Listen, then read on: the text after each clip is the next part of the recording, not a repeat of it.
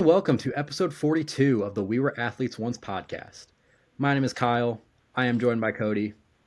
Hello, everybody. And another week in the NFL. This one, a rough one for both of us, and probably a rough one for a lot of you guys watching at home, too. A lot of teams got eliminated this week. A lot of big injuries that we have to talk about. Some of them for our favorite teams, and so we're not excited to talk about those. And we kind of got to talk about what that means for our teams moving forward too. So we got a lot to talk about. So we'll get right into it. Kind of like we did last week, we're going to go through all the games that matter to the playoff picture in chronological order. And the first one was one that kind of got me a little scared on one of my predictions that I had last week. Um, that is until another game happened that we have to talk about later. I said the Buccaneers were still going to win the NFC South, and they almost screwed it up. And I said they weren't. Yeah, and they almost screwed it up until the other team that was involved also screwed it up. So, in that game, the Falcons ended up beating the Bucks by a score of, was it 29-28? I didn't have the score written down, but Kirk Yes, Cousins, 928. yeah, 29-28. And in that game, Kirk Cousins had a little bit of inconsistency going, missed a couple of throws that should have been easy, but for the most part, he had a really good game.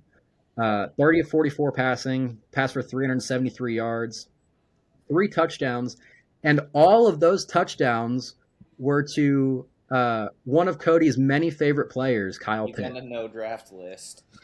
He's been banned until he's no longer a Falcon. Those are touchdowns 2 through 4 on the year for him, so you It know. was, if you put all of his fantasy points that he's ever scored together, this was like 30% of them at least. Yeah, but it was a really good game for him. It wasn't a really good game for the or for the Buccaneers. They had a 21-point lead in this game at one point, and they, in my opinion, they just tried to do too much on defense. Like they were doing a bunch of weird, like exotic stunts in this game.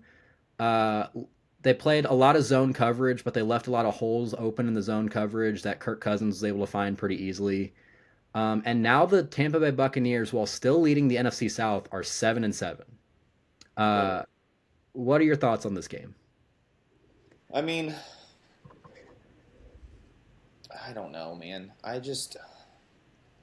Sometimes Baker looks great and sometimes Baker looks awful, and he just hasn't been good lately, which worries me. Now, Mike Evans went off. No touchdowns, but 132 yards. So it's good to see him back. So you've got Evans, Abuka, McMillan, Godwin, all back. Bucky Irving's back, and this team still couldn't beat the Falcons. That's a problem for me. I don't trust this team, whether they end up winning the division or not. I don't trust this team to do anything in the playoffs. Yeah, I we're probably going to be looking at a 9-8 winner of this division. And it still Potentially, could be Carolina. it still could be Carolina. We're looking at probably a 9-8 winner of this division, potentially even an 8-9 winner, depending on how It's the those last last three games go. it's the Two last of time them, that happened, like Rams Seahawks back in the day. Have we had a under 500 winner recently? I'm not sure, but yeah, I don't trust either of these teams. Regardless of who wins this division, I think they're going to be a first round exit. And the thing that I noticed a lot, and that I've kind of noticed for Baker Mayfield's entire career, is his ability to scramble and his ability to extend plays can be either his greatest asset or his worst asset. And it was a little bit of both today. He made a couple really good plays with his legs, but he also held on to the ball way too long, got sacked 5 times, threw a really bad pick in the fourth quarter. And it, I mean, like I said, the Bucks had a lot of momentum for a long time in this game, and then the fourth quarter they just kind of gave it all up. And that brings me to a talk that we always have to have whenever we're talking about a team that goes from 6-2 to 7-7. Um, a team that we're talking about a team that has always kind of been in the playoffs, regardless of whether Bruce Arians or Todd Bowles has been coaching, but they've never really done anything great since they won the Super Bowl, which is we're going on 5 years ago now. This just gives me kind of recently Pittsburgh Steeler vibes. Like they're gonna be the division winner or sneak in. They're gonna be just mediocre. Like I just think back to that last that Steelers team that started 10-0 and then like lost out after that. Like this is kind of that same feeling for me with this Buccaneers team. The most recent team to win their division at under 500 is the 2020 Washington football team. Yeah. They won the NFC East at 7-9. Okay. I was thinking of Um, the 2010 Seahawks yeah, at 7 I and 9. the teams that they're giving me are the 2020 Washington football team at 7-9, 2014 Carolina Panthers 7-8 and Yeah, 1, I forgot the 2010 Panthers. Seahawks at 7-9, and then a strike shortened season in 1982. The Browns and Lions both went 4-5. Um, So but yeah, but going off of everything that I just said, what do you think the chances are that Todd Bowles is the head coach of the Tampa Bay Buccaneers in 2026? I think his seat's feeling pretty warm. This is a team that's underachieved. You look at what's out there, like it was a defense that was kind of what they were built on, and that defense hasn't been bad, but it hasn't been good this year. Um, Baker's underachieving, and you've given him all the weapons he could want. Like Kate Otton's not a bad tight end, and then like I just said, they've got Mike Evans. Even though he's getting older, he's still a great receiver when healthy. You've got a Mecca Buka as the rookie, looking great. Um, McMillan's been solid, and Chris Godwin's back. So like you've got and that doesn't include Bucky Irving, who's been fantastic when not injured. Like you've got all the weapons in the world, and you're not putting it together. He should be worried. Like I think if they don't make the playoffs, I think he's gone for sure. And if they have a first round exit, I think there's still a really good chance that he's not back. Yeah, Todd Bowles' main calling card is his ability to coach a defense, and their defense has been very soft over the past few weeks.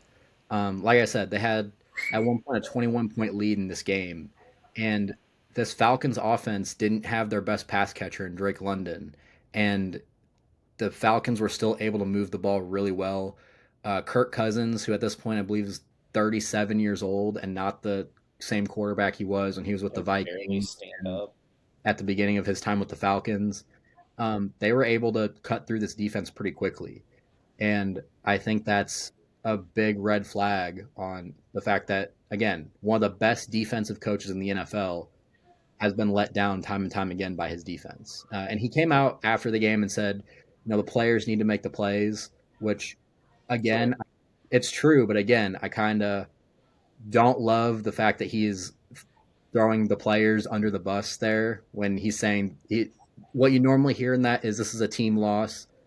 Sure, like the players need to do their job. I also need to do mine, and I didn't do that. Something along those lines. Tells me he's feeling nervous. Yeah, and I think Todd Bowles always has and always will be a better defensive coordinator than a For head coach. sure. And I think that's probably where he belongs. So I like Todd Bowles a lot, but I don't know if I like him as a head coach. And I think, It's like especially, Spags as a head coach. You don't like it, but you really like him as a DC. yeah, and again, especially seeing how the Jaguars are doing right now with Liam Cohen, who was just in their building last year.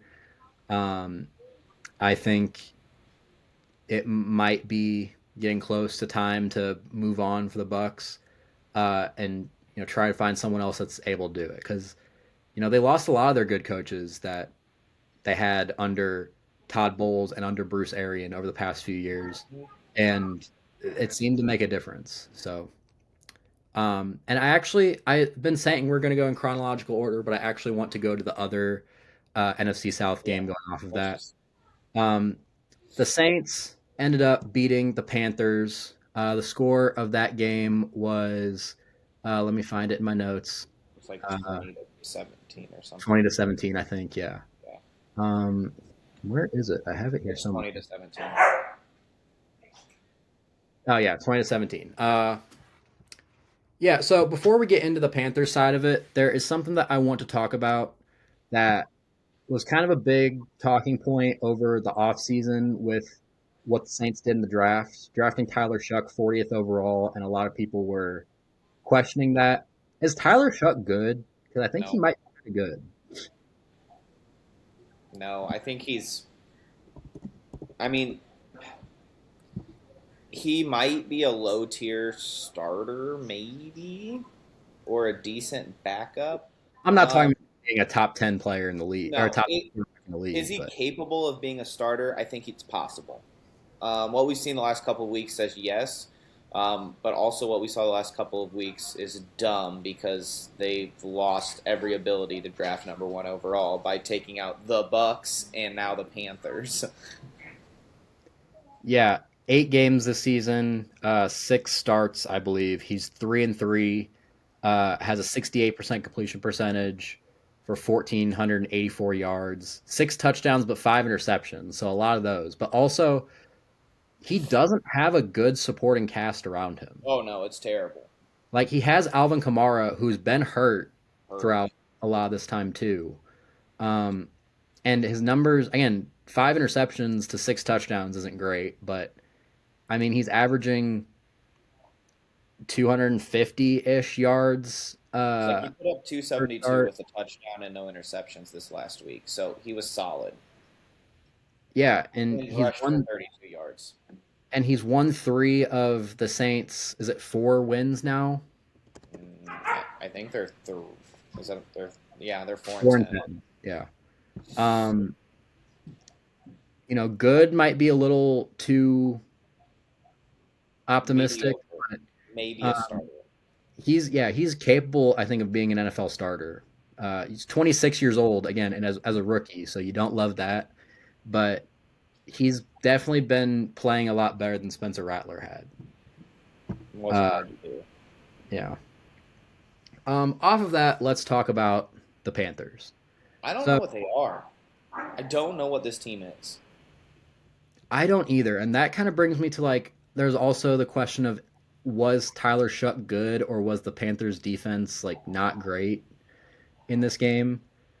Um, if you look at their passing game, I mean, Bryce Young was 15 of 24 for 163 yards and a touchdown and no picks. So he was fine, but at the same time, he wasn't really given the opportunity to make a whole lot of plays. Well, it doesn't help when Rico Dowdle has 16 carries for 49 yards. Yeah, that's the other thing I was going to talk about. They had basically no run game. Their leading rusher was a tie between Bryce Young and Rico Dowdle, but Rico Dowdle did that in 16 carries. Uh, but between Rico Dowdle and Chuba Hubbard, they had 24 carries for 78 yards, which is I mean, about less than three and a three, half yards per three, carry. yeah. Uh, not a lot was happening in the receiving end of it. Jalen Coker had 4 for 60 and a touchdown, but no one else had more than 2 catches or no one else had 40 receiving yards. And, this is kind of what I was talking about when I was saying the Buccaneers were probably going to win this division is that it's so hard to make a jump quite like they need to in order to like from where they were last year to what they need to be to win this division this year. And they definitely made a jump. They have a bright future ahead of them, I believe. They just need weapons. Yeah, Bryce Young has nothing. I mean Jalen Coker, Xavier Leggett. Leggett is such a letdown. I thought he was going to be solid. I didn't.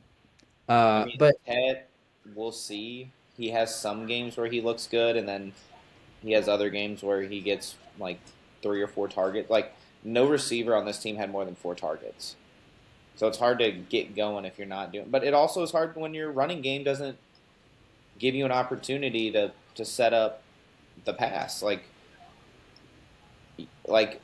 I don't know. I think Bryce Young's doing as well as he can with what he's got. But when you don't have a run game, you're not going to do a whole lot. Which is why I think 2 of the last 3 weeks of the season, the Panthers and the Bucks are playing each other. Yeah. So it's going to come down to those two games. And I see the Panthers being able to run on that Bucks defense the way it's playing right now. And if they can run on that Bucks defense, they will win. I like the Panthers defense better. They had 5 sacks in this game against Tyler Shuck. So it's Against not the like Saints offensive line. that's true. It's not good, but they were at least getting pressure. Um, I mean, I like J.C. Horn back there at corner. Like, I think there's some players back there that can make a difference. I'm still a big fan of Nick Scorton, rookie this year, coming off the edge. I think they have some solid players back there. Not huge names by any means, but I think that defense is solid enough. Um, we'll see what that secondary can do against all of those receivers, though. That's what it's going to come down to for me. If they can hold the Bucks, get pressure on Baker and make him get the ball out quickly, I think there's a chance they win those games. But I think their run game has to be really good if they're going to beat the Bucks too. Yeah, I mean they play week 16 and week 18, Yeah. and they're both sandwiched by week 17 games that the Panthers are playing the Seahawks and the Bucks are playing the Dolphins. So I think So it's going to have to come down to the Panthers beating the Bucks twice. both And games, yeah, I I'm think so too. I'm just not as convinced. I think it's more likely that They split. they split those games. And I think obviously with how things are going right now, the Bucks do have the tiebreaker. Hmm. And if they split, then they will continue to have the Yes. tiebreaker. So yeah, it's I think what the Panthers have done this year and what they're continuing to do this year is very admirable. I think the Bucks are going to win this division. I think whoever wins this division, they're probably looking at again 8-9 or 9-8, and being a first round exit because they're probably going to be playing the winner or the loser of the NFC West. Yeah, I think the Bucks end up winning it after this loss because I thought the Bucks were going to lose this week, but I thought um, the Panthers were going to win, and that a split would give the Panthers the edge. But I do think the Bucks split, and I think the Bucks win next week, so I think they will be 9-8 winning this division. Yeah. Let's move on real quick to and talk about this Eagles Raiders game because it does make a difference in the playoff picture. Eagles win this game 31-0. Um, the Raiders were the Raiders, and the Eagles' backup offense scored more or had more yards in one drive than the Raiders' offense did the entire game. Why does Pete Carroll still have a job? I don't know if it's all on Pete Carroll. This is a terrible team, just in It general. is. Why did he take that job? I don't know. He's he just had the itch to get back into coaching, and Why did they take Ashton Genty with their first round pick? because these teams don't realize offensive line, you You have build from the draft, trenches. before you draft a quarterback, before you draft a running back, you have to make sure your offensive line is set because you are going to kill whoever it is you're drafting if you don't get your offensive line set. Because Ashton Genty's been garbage this year, and I guarantee you, I do actually kind of think some of it is on him, but most of it is on the Raiders' offensive line. Yep, I agree. Um, yeah, the Raiders are awful. We all knew that. Whenever Listen, it comes Brock to Bowers had 6 receptions for 28 yards. You have a stud, the best tight end in football. I'll say it. He's the best tight end in football. Um, and you've got Ashton Genty, who's supposed to be this next coming running back, and they're doing nothing. get an offensive line and get a semi-competent quarterback.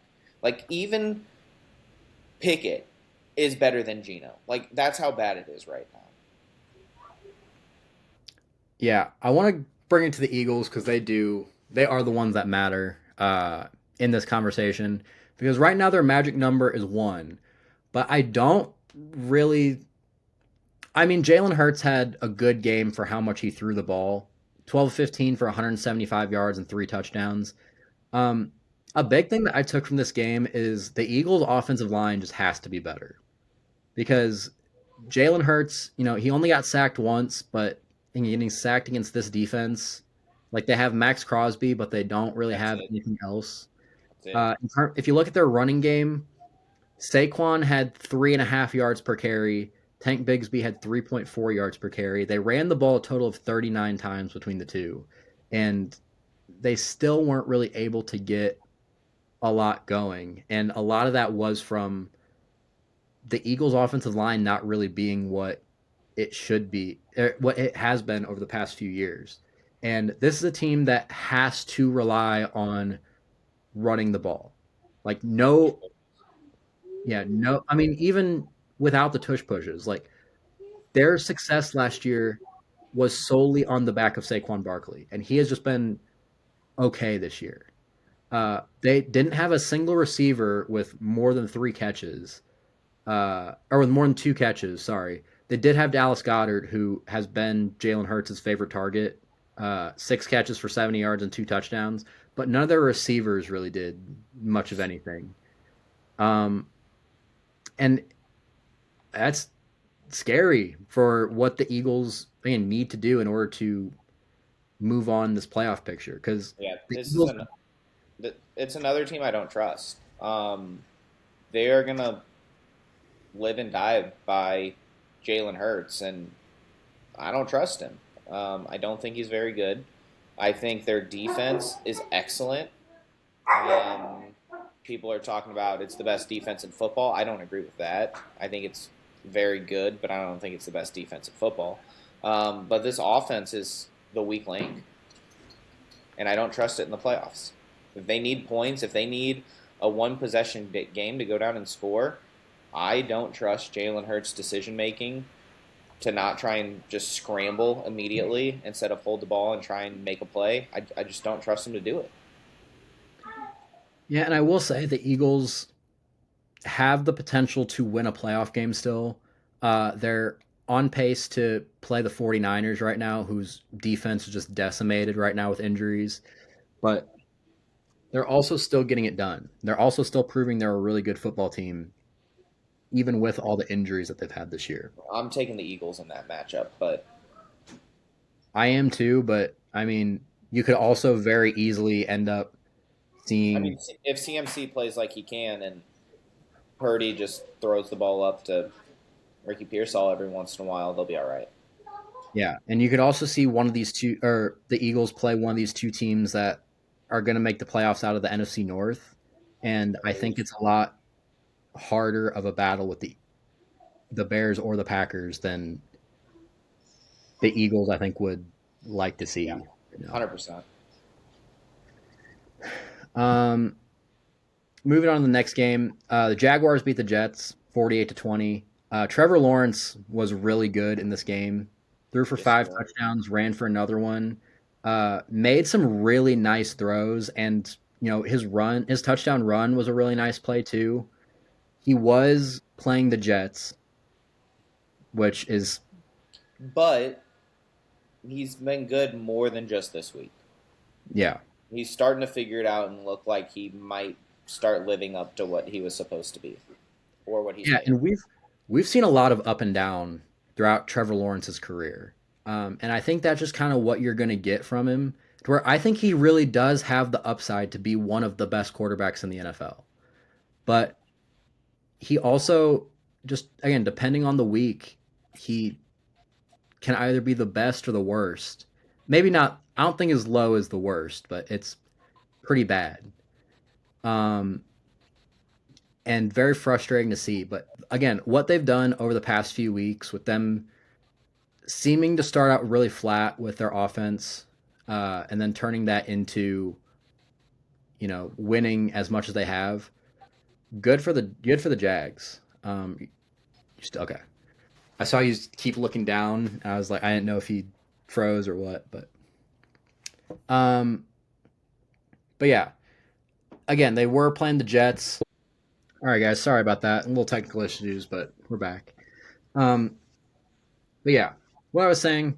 Uh, Trevor Lawrence threw for or had 6 total touchdowns in this game. He was playing the Jets, but scoring 6 touchdowns in an NFL game against any team is impressive. So, Trevor Lawrence has been very hot and cold over his career, but what he's doing right now is showing why he got drafted first overall and why he had the grade that he had throughout his entire college career. Something to talk about really quick with the Jets. Um, for us, Brady Cook was starting. Good for him. Uh, didn't play well, but you know we love seeing our Mizzou guys starting in the NFL. Whoa, whoa, whoa! He had a 67% completion rating. We'll take that. And with 3 picks, but but the bigger news for the Jets is they throw to fired. Adonai Mitchell. What do you expect to happen? Yeah.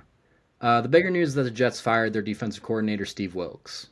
Um, I like Steve Wilks as a coach, as a D coordinator. I don't necessarily think it's solely on him, but this defense needs to be better, and they need to do something I mean, to he fix traded that. your best defender. Yeah. Um, I don't know. I don't like where the Jets are going. I don't think. I liked what they did at the draft this last year. Like they started building from the trenches, and I'm like, okay, maybe we're on to something here. They also have like 8 top 2 picks in the next 2 years of drafts, so I don't know where they're going if they're gonna jet it up, but they have the potential to flip this around real quick. Yeah, I don't know if I like Aaron Glenn as a head coach either. I Um, don't. I question a lot of his decisions that he's made. Uh, it's it's really unfortunate too. The Jets are a team that I want to see do well, but then they do things like pay Justin Fields $40 million a year when they could have just kept Aaron Rodgers for one more year, who's been better than anything they've had. Or you know, I don't know. It's just I don't trust Aaron Glenn. I don't trust this Jets team, and it's a rough time to be a Jets fan. So, It's been a long, long time of being rough for Jets fans. They're up there with Browns fans. speaking of Browns, uh, that's a perfect segue into our next game. They suck. Um, the Bears beat the Browns 31-3. Shador, I believe, was 18 of 35, 3 picks, 5 sacks. 177 yards, 3 picks. Shador had a really, really good game last week. It was And really awful game this week. yeah, after that, it made you question which Shador we were going to see this week, and we kind of saw the same Shador that we saw over the first 2 weeks. Uh, yeah, 18 of 35, 177 yards, no touchdowns, 3 picks. Um, he was playing a Bears defense that I actually think is very overrated. They got the Uh, most takeaways in football. yeah, it's I don't It's know. like 30. It's also a defense that gives up a lot of yards. Uh, Bend don't break, baby. You got two doesn't really, takeaways a game. That's pretty solid. yeah, I guess. I don't know. I still think this defense needs a lot of work, even with again the takeaways that they've gotten. Um, and much like the Jets, I don't know where the Browns go from here because they just drafted 2 quarterbacks in this past year's draft, and neither one of them. I It's think they're good. gonna. I think they're gonna keep rolling with Shador for at least next year and see if they can figure something out with him because he is only 23 years old. He is a rookie, but even those two long passes that he made that were completed, you could Lobbed them tell up. he doesn't have anything in terms of arm strength. He's continuing to hold the ball for too long, trying to rely on athleticism that isn't there. So all the concerns of things that I said when he was drafted. Yeah, and maybe they can fix that. But again, with the Browns coaching staff isn't terrible. I don't know. I think Kevin Stefanski's trying to get fired.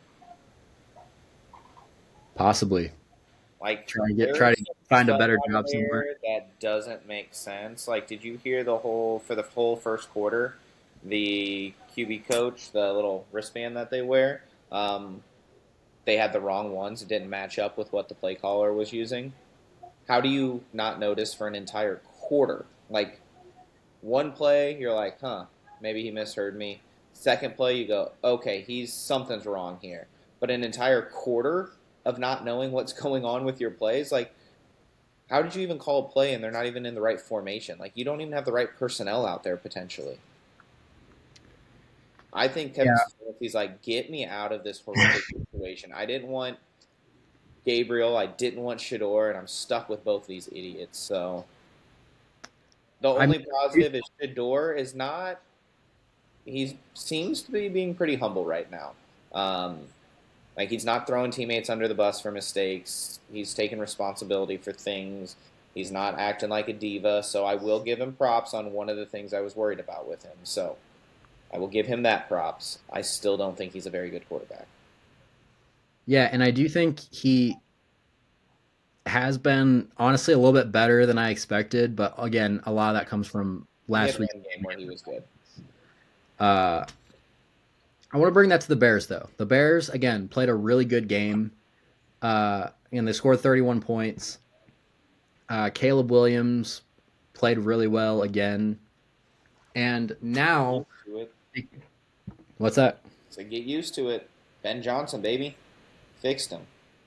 Yeah, and now, because of something we'll talk about later, the Bears are now once again winning the NFC North. They are currently the 2 seed. Uh, and again, we're going to talk about the Packers game later. I think the Bears are probably going to end up winning this division. Yes. Um, what do you see the rest of the season looking like for the Bears? Well, first of all, the only question mark on this offense was Caleb Williams. They went out and they got him Joe Tooney. They tried to fix this offensive line, and it's held up pretty well for him. I know you don't like him, but DeAndre Swift has been solid. He went what 18 It's for not that I don't 98. like him; it's just that I do have him I in a really day. I don't like him. care. But 18 for 98 and two touchdowns, great game. Which then opens up the pass game for Caleb Williams. And Luther Burden's starting to figure it out. He's looked good the last several weeks, and get him the ball with any space. He's the Yak King. It's what he does. He's going to make people miss, and he's going to get yards, and he did it. Then you still have DJ Moore. You got Colston Loveland this year. You still have Cole Kmet, who is a solid tight end. And Olamide Zaccheaus has been playing pretty decent. So they've got some weapons there. Um, and I think this defense is better than you give them credit for. It is a bend don't break, but they also take advantage of opportunities and get takeaways. Um, I agree. There's still work to do. Like I would like that D line to get better. I would like there to be another corner that is a step up from what they have, besides just Jared Johnson.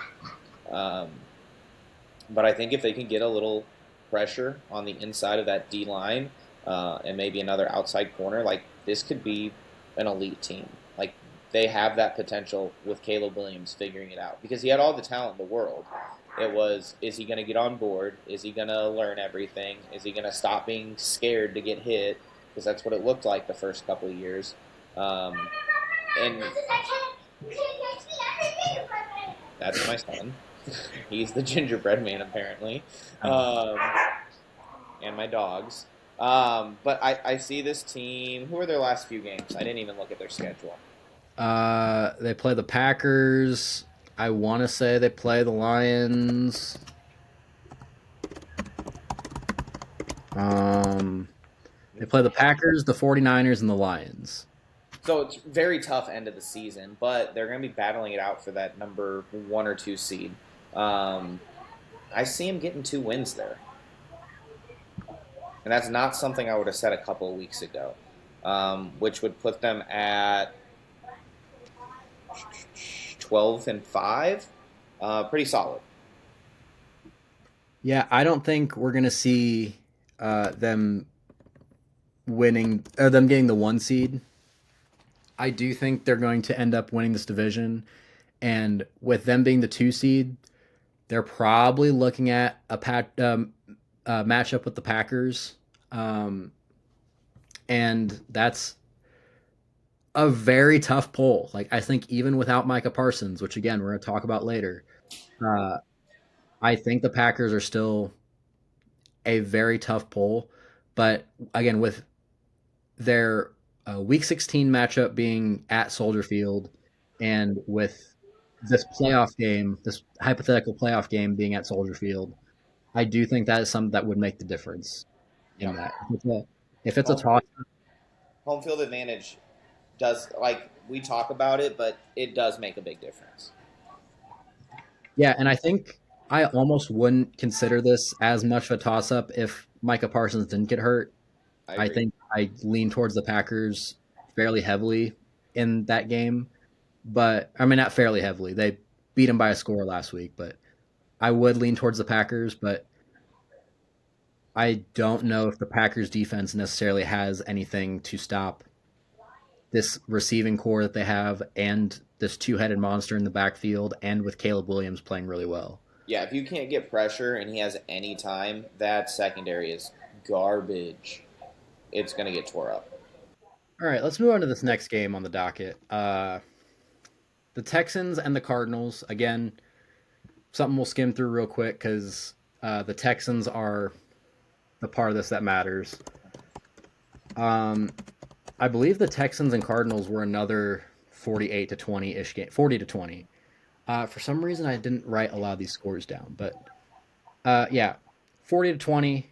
The Cardinals scored in that second quarter, and you kind of thought like, okay, maybe they can make it a game, but that only made it 17-7, and the Texans kind of just kept rolling. Their offense looked really good today, or really good on Sunday. CJ Stroud, 22 29, 260 yards, 3 touchdowns. Started the game with a really long touchdown to Nico Collins and kind of just kept rolling from there. And Jawar Jordan, Jawar, of all people that you would expect, with Nick Chubb on this team and Woody Marks on this team, who was very highly touted, Jawar Jordan is the first Texans running back this season to run for 100 yards. Did it on 15 carries. Uh, Again, their offensive line looked pretty good today. It is against the Cardinals, but this is what you want to see from a Texans team that now looks like they're pretty easily going to make the playoffs. What do you take from the Texans in this game? Um, it's hard to take a lot for me with this one because Arizona's defense doesn't get to the quarterback very well. Um, and I think everything around the Texans' offense has to be based on how bad that offensive line is. So if there is a defense that's just bad, like Arizona's, I can't take a lot from it. But I think the positive is that CJ Stroud is looking like his old self when he has the time. So if he gets the time, that offense can be deadly through the passing game. I don't trust the running game, any of them, but that defense is elite, so it can always keep them in some games. Yeah, and we're going to keep talking about the playoff picture for a little bit, looking at what a playoff matchup for these teams could look like. Just because we're at the point of the season where everything's kind of starting to solidify. So right now, the Texans are 9-5. They're the 7 seed, and they would be on pace to play the New England Patriots. That is a really rough matchup for them. No.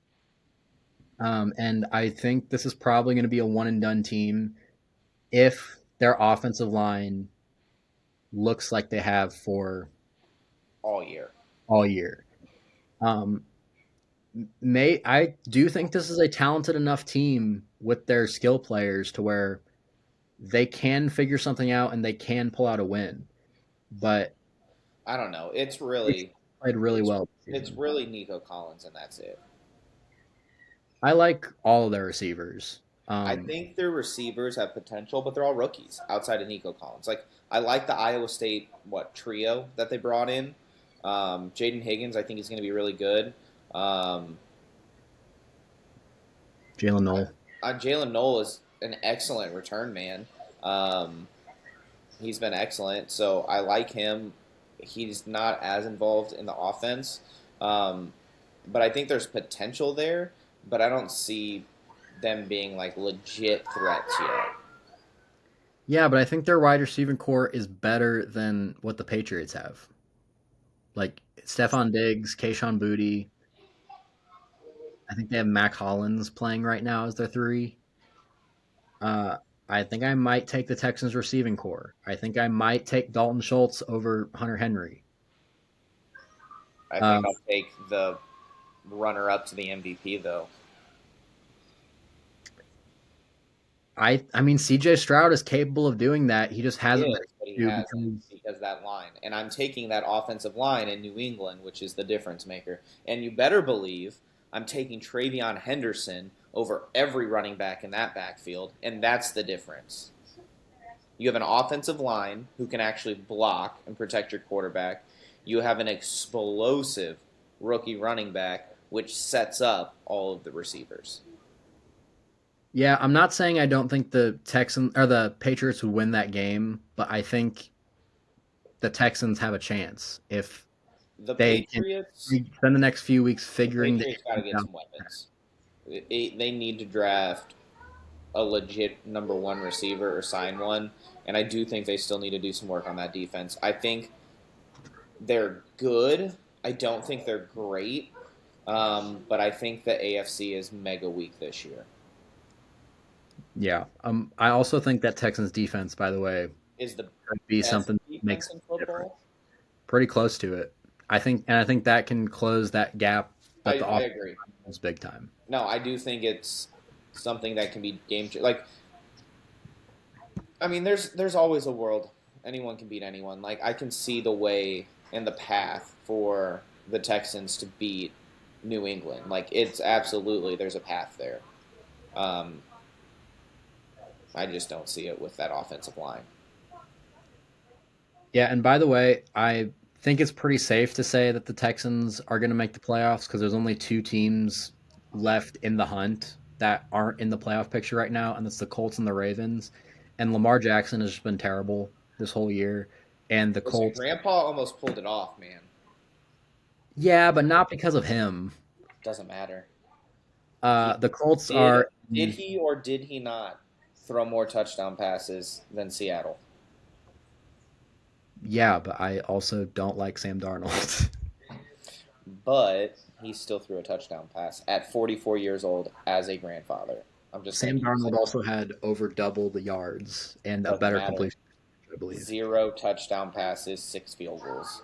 Point being, the Ravens probably aren't going to catch them 2 games out with 3 games left, and the Colts are in a bad place right now. So, but I also think they're probably not going to catch the Bills, No. and the Patriots are, I think, pretty locked into that second seed right now. So, I think, Also, quick skimming over this real quick because the Ravens did beat the Bengals. Who uh, is Joe Burrow going to stay there? Because he doesn't look like he wants to be there, and well, his responses in post game stuff, like it's giving me very Andrew Luck vibes. Like, do I even want to play? Like those are comments he's making. Like yeah, it's not fun. Do I want to keep doing this? Like Either get him a line or trade him because he's going to retire early. Yeah, let's talk about that game real quick. Ravens did win that game. They beat the Bengals 24 to nothing. This is really the first game that Lamar Jackson has looked good this entire year, but it's against the Bengals defense. Which is And the atrocious. Bengals, I don't know. I don't think there is a fix to the Bengals right now. I mean, if you There they're is. Don't sign your top two wide receivers to insane money and put no I'm stock into either side of the ball in trenches. I'm saying right now going forward, I I mean, you don't can think trade there both of them. is a fix to the Bengals because they're I think they're the most poorly ran franchise in the NFL right now. Even going back a couple years ago, like they didn't get an indoor training facility for their team until a couple years ago, until after this team had went to the Super Bowl. This week there were a lot of seats that they didn't even clear the snow off of, and they just let whatever fans were there clean off their own seats. Welcome to Buffalo. I mean, they do that. Yeah, they get fans to do that. No, the teams They do that in get Buffalo. fans to volunteer to do that. Okay, well, Smart business model. um, in this game, Joe Burrow, 25-39, 225 yards and two picks. He couldn't really. I mean, he still threw 10 for 132 to Jamar Chase, but his second best option, especially with T Higgins being hurt, has been Chase Brown in the receiving game, and he had 7 catches for 37 yards this game. And there were a lot of comments, like you were saying afterwards, to where Joe Burrow is not having fun playing football right now. No, he's He hates going into work every day or every week, and he is at this point in his career through I believe 6 NFL seasons the most sacked quarterback in NFL history. He has had 3 really bad injuries over the past 6 years to where he's had to miss significant time, and he is currently 29 years old, which is the same age that Andrew Luck retired at. And you're hearing these comments again about him. He just, I mean, just watching him talk, he looks unmotivated. And it got to the point where Jamar Chase, after the game, had to say, like, look, I haven't really had to keep Joe Burrow motivated to this point. I might have to start doing that. Like, his teammates even telling the media that Joe Burrow is not doing good. Um, and I think the only way the Bengals really can fix this is trading everyone. Trade everyone, restart. You know, they didn't trade uh Trey Hendricks, I don't believe, or Trey no, they Hendrickson. love Hendrickson. Uh and I think you missed your opportunity to do that. Did they sign him to an extension either? I feel like they had to have for him to come back. I thought he was holding out. Well, he's hurt, so he's out for the year. I thought they signed like a 1 year deal that gave him more money. I don't know if they signed an extension after that. But I can't remember. It was so long ago at this point. Yeah, you're But right. It's a 1 year agreement. He's going to become an unrestricted free agent after this year. yeah, so you missed your chance to re-sign him. You signed Jamar Why Chase, didn't you trade him at the deadline? When did he get hurt? Was it I before the think deadline? 2 weeks ago, last Yeah, week. then why didn't you trade him? 2 weeks ago, yeah. You weren't making the playoffs. Trade him.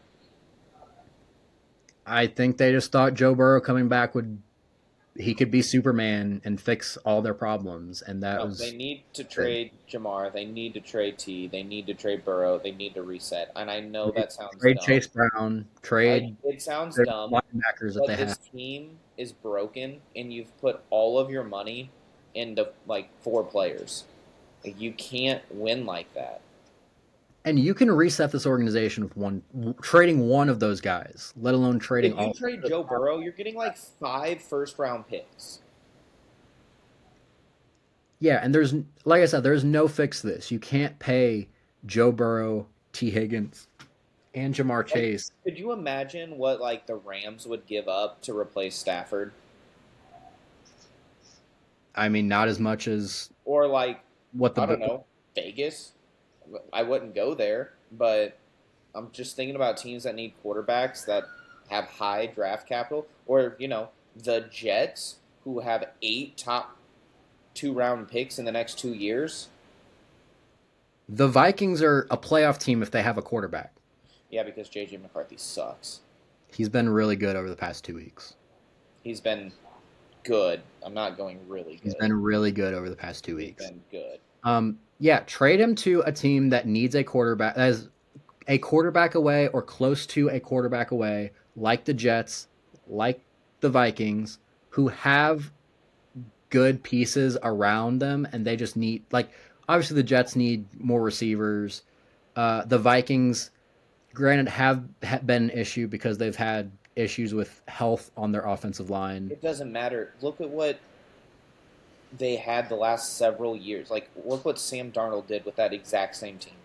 Look at what Kirk Cousins did before that with that same team. Like, if And he's you are a replaced good quarterback, you are going to go far with that team. That defense is good enough. and he's replacing Jamar Chase and T. Higgins with Justin Jefferson and Jordan Addison, who Yeah. are on the same level. Congratulations, you win. Send JJ Carthy back in that deal and a couple first round picks, and you've got something. You're a contender. Yeah, and we spent most of this time talking about the Bengals. Trash. The Ravens are Done. still in the playoff hunt, but they're going to miss the playoffs. Again, Lamar Jackson looked awful all year. He looked good against this Bengals defense, but Doesn't say anything. the Ravens are going to miss the playoffs. We just had to talk about this because of how quickly it went downhill from going to the Super Bowl 4 years ago to not only completely missing the playoffs, but being one of the worst teams in the NFL. And making a franchise quarterback want to retire. Yeah, I hated when it happened to Andrew Luck. And people might think we're crazy for thinking that this could be a possibility. No one expected Andrew Luck to retire at 29 years old. Once No. again, Joe Burrow is the same age as Andrew Luck was when he retired. And that was And it's after not like he doesn't have money for him to be set for life. yeah, and that was after an extra 2 seasons of him getting beat up like he did with Andrew Luck. This is 6 seasons into Joe Burrow's NFL career. 3 of them have been half seasons. Hope it doesn't happen. He's great. Yeah. All right, Cody. It's time. We delayed your misery long enough. We have to talk about the Chargers and the Chiefs. Yeah, So, we do. at one point in this game, the Chiefs looked like they might be able to pull it out. They were up 13-3 at one point. And then very quickly things started to go downhill. Chargers scored 13 unanswered, won the game 16-13, and to add insult to injury, Patrick Mahomes goes down with an injury, and we since learn he has tore his ACL. Yeah. I'm gonna let you take the lead on this game because I'm sure there's a lot of emotions going on. Uh, no, I had accepted it. We talked about it last week. I said the Chiefs were dead, and it would take nothing short of a miracle. And as we've learned this year as Chiefs fans, anything that can go wrong will go wrong. And that was just icing on the cake because everybody who hates the Chiefs is going to enjoy it for another year because Mahomes is going to be out almost all, if not all, of next season. Um, this is at minimum 9 months, and that is on the quickest end of an ACL recovery. And that Um, brings you to September. yeah, and that's like insane time. Like that's Adrian Peterson timeline, and that was unheard of. This is more of a 10 to 12 month thing. Yes, he's a quarterback, so he's not cutting like a running back, but it's his left knee, so it's his plant leg. It's not his drive leg, so that helps a little bit. Um, but you're talking about a quarterback that likes to get loose and move, who doesn't have a good offensive line right now. Um, do you want to risk that? Like, if they're not going to be in playoff contention, there's no reason to rush him back next year. Let him fully recover. Let him make sure it's healed. So that sucks. But as far as the game goes, it was very frustrating because the Chiefs looked pretty dominant right off the bat, and I was like, okay, maybe this is kind of what I expected. When the Chiefs are down, Mahomes finds the Mahomes magic and figures it out and finds a way to win and just puts them on their back. And he started to do that. But you can only put your team on your back for so long. Between the defense and him, they did an awesome job to keep him in that game. But um, it's hard when your leading rusher has 21 yards, 11 rushes for 21 yards. That's You can't do that. We've been talking about it all year. The Chiefs have to have some run game, some threat of a run game at least, and it was not there. They had a few games this season where um, Kareem Hunt kind of went off a little bit, but Pacheco's done this year. I don't see him coming back.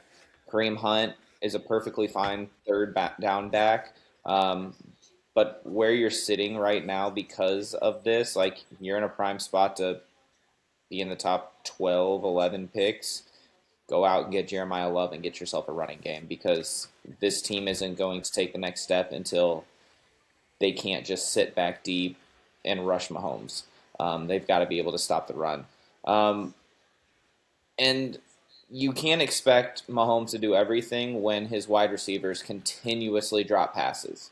Um, we've talked about it multiple weeks now. Even Rashee Rice, who's probably their most sure-handed receiver, dropped multiple big passes. Travis Kelce continuously this year has dropped big passes. This time he didn't put one into a defender's hand for an interception, um, but he made big drops when the game was on the line. There were multiple drops on that last drive where they just needed to come get a field goal, and typically in past years they've been automatic at that. You just expect them to win or at least go to overtime in that game. Um, but this year they can't win one score games, and a lot of the reason why is because their wide receivers have dropped literally everything.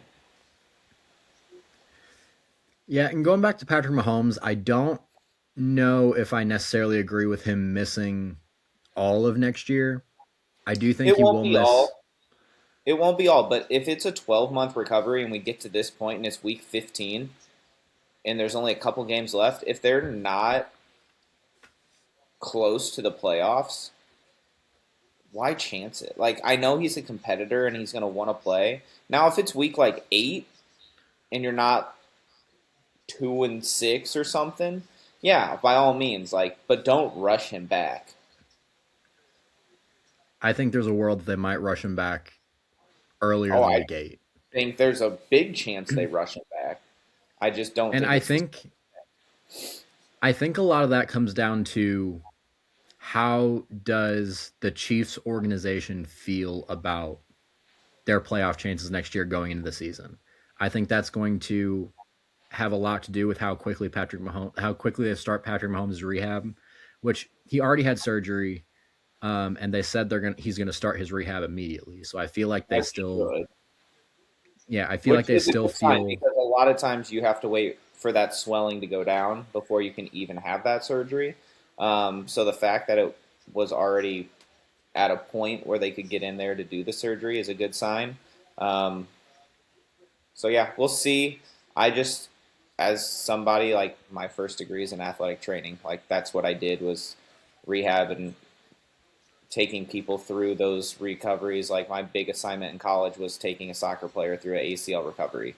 Um, and so like I know the pros and the cons of what they're going to do and how they're going to do it. And obviously, they've got world class physicians. They've got the top of the line, everything that you could ever want to rehab, and it's his job. So like he's going to be doing this 100% of his time. So is there a world that he could come back? Yeah, absolutely. But if he's not back early and they're not rushing him, I think it would be wise to not rush him because, I mean, he's not getting younger, so I know you want to keep winning while he's there because he is a I believe generational he's player. I believe he's 30 years old now. So you want that time, but at the same time, he still has a lot of years in front of him. Don't do something that's going to jeopardize your future because we watched what Brady did, and I'm not going to say that Mahomes is going to be Brady, but who's to say he can't play another 8 to 10 years? Don't ruin and shorten that because you want to rush him back next year. This team needs offensive line help. It needs defensive line help. It needs a second corner, and it needs a running game. This team isn't one thing away from winning a Super Bowl right now. So I don't think it's smart to rush them back. Yeah, and that's kind of where I was going to go with this because obviously with him again having that surgery immediately and immediately starting his rehab, I do think they're expecting good things for next year. But like you said, there are a lot of holes. I think even with how good this Chiefs defense has played for a good part of the year, there's still a lot of holes with it. I I think mean, you, Chris Jones needs a partner. That yeah, defense, outside of Karlaftis and Jones, has done nothing. And Chris Jones is getting older. He needs his breaks. There's not a lot of good like we can keep rotating. Mike Dana. I mean, I don't even know if Felix and Anadike Uzama played this year. Um, Ashton Gelati started getting some time. They had another D tackle that we drafted that I can't think of his name. Omar Norman Lott. Like he hasn't been getting a ton of time, been rotating in. So like either you don't like those pieces because they're not producing, or they need some more time to play, and you just keep bringing in Jerry Tillery. Like you keep bringing in guys to try and fill that, and none of them are doing it. And outside of your one corner, even the safeties, like I'm not sold on a lot of that secondary. Your linebacking core is fine. You're going to need a tight end because Travis Kelsey is going to retire. I tried to get him to retire 2 weeks ago after his drop pass that cost them the game, and he didn't. But if you look at it, Noah Gray had drops. We haven't seen much of Jared Wiley, so we don't know if he can catch a ball or if he's just going to be a blocking tight end or what's going to happen with that. Like you've got and then your whole O line was hurt half of this year. Juwan Taylor's finally going to be gone. You still have your pillars up the middle, and you think you have a left tackle of the future, but you still need a left guard and a right tackle, and that doesn't include a starting running back. Like there's yeah. a I was gonna lot say of what I have that the Chiefs need to improve is their secondary, their D line, wide receivers, running back, tight end, and O line. So I that's mean, you would almost like every. another wide receiver. I think you can survive with Rice and um, Worthy. I think. I would like you to I go think get you a might third need a better. receiver. I think you might I need a complementary piece. Um, Not like going huge or anything, but like well, a I mean, Juju regard 5 years ago. Like you need someone who can play and be a weapon, but doesn't have to be a number one. regardless with that, I looked into the Chiefs cap situation next year too, and next year they're in Not the red great. $44 million. Not great. Now they're going to save about $20 million from cutting Jawan Taylor. They would save about $9 million by cutting Mike Dana. They're They would going save to. about $6 million by cutting Noah Gray. They will. So that would save What quite a bit about of money, Kelsey but that would coming off the books? um Because that's another yeah. 20 million, Yeah, I didn't put that in there because I don't like think that 19 or 20. assumed. So you're out Yeah, of the red with just those right there. You probably got but about that's still a lot of holes to improve. it is, And and you have to hope you're those gonna have picks. a lot of you're gonna have draft picks, but also like you can't necessarily rely on a sixth or seventh round pick or a later draft pick No, immediately being an answer. no, you need some of these guys to step. Like you need Kingsley Suamataea to be the starting left guard. You need Simmons to solidified that left tackle spot. You need to figure out, can Wanya Morris or somebody play right tackle? Like, well, you've still got what's his name signed that you got from the 49ers that didn't play hardly at all. Um, he was supposed to be the starting left tackle for us this year. Came 2-year deal from the 49ers. I Why can't even think of who that. blanking on his name? Um,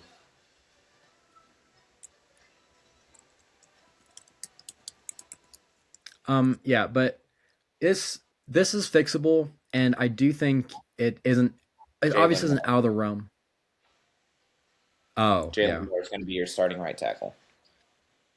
yeah, it's fixable, and I don't think it's out of the realm of possibility that the Chiefs are back to competing next year and makes it worthy for Patrick Mahomes to come back, say week 4, week 5.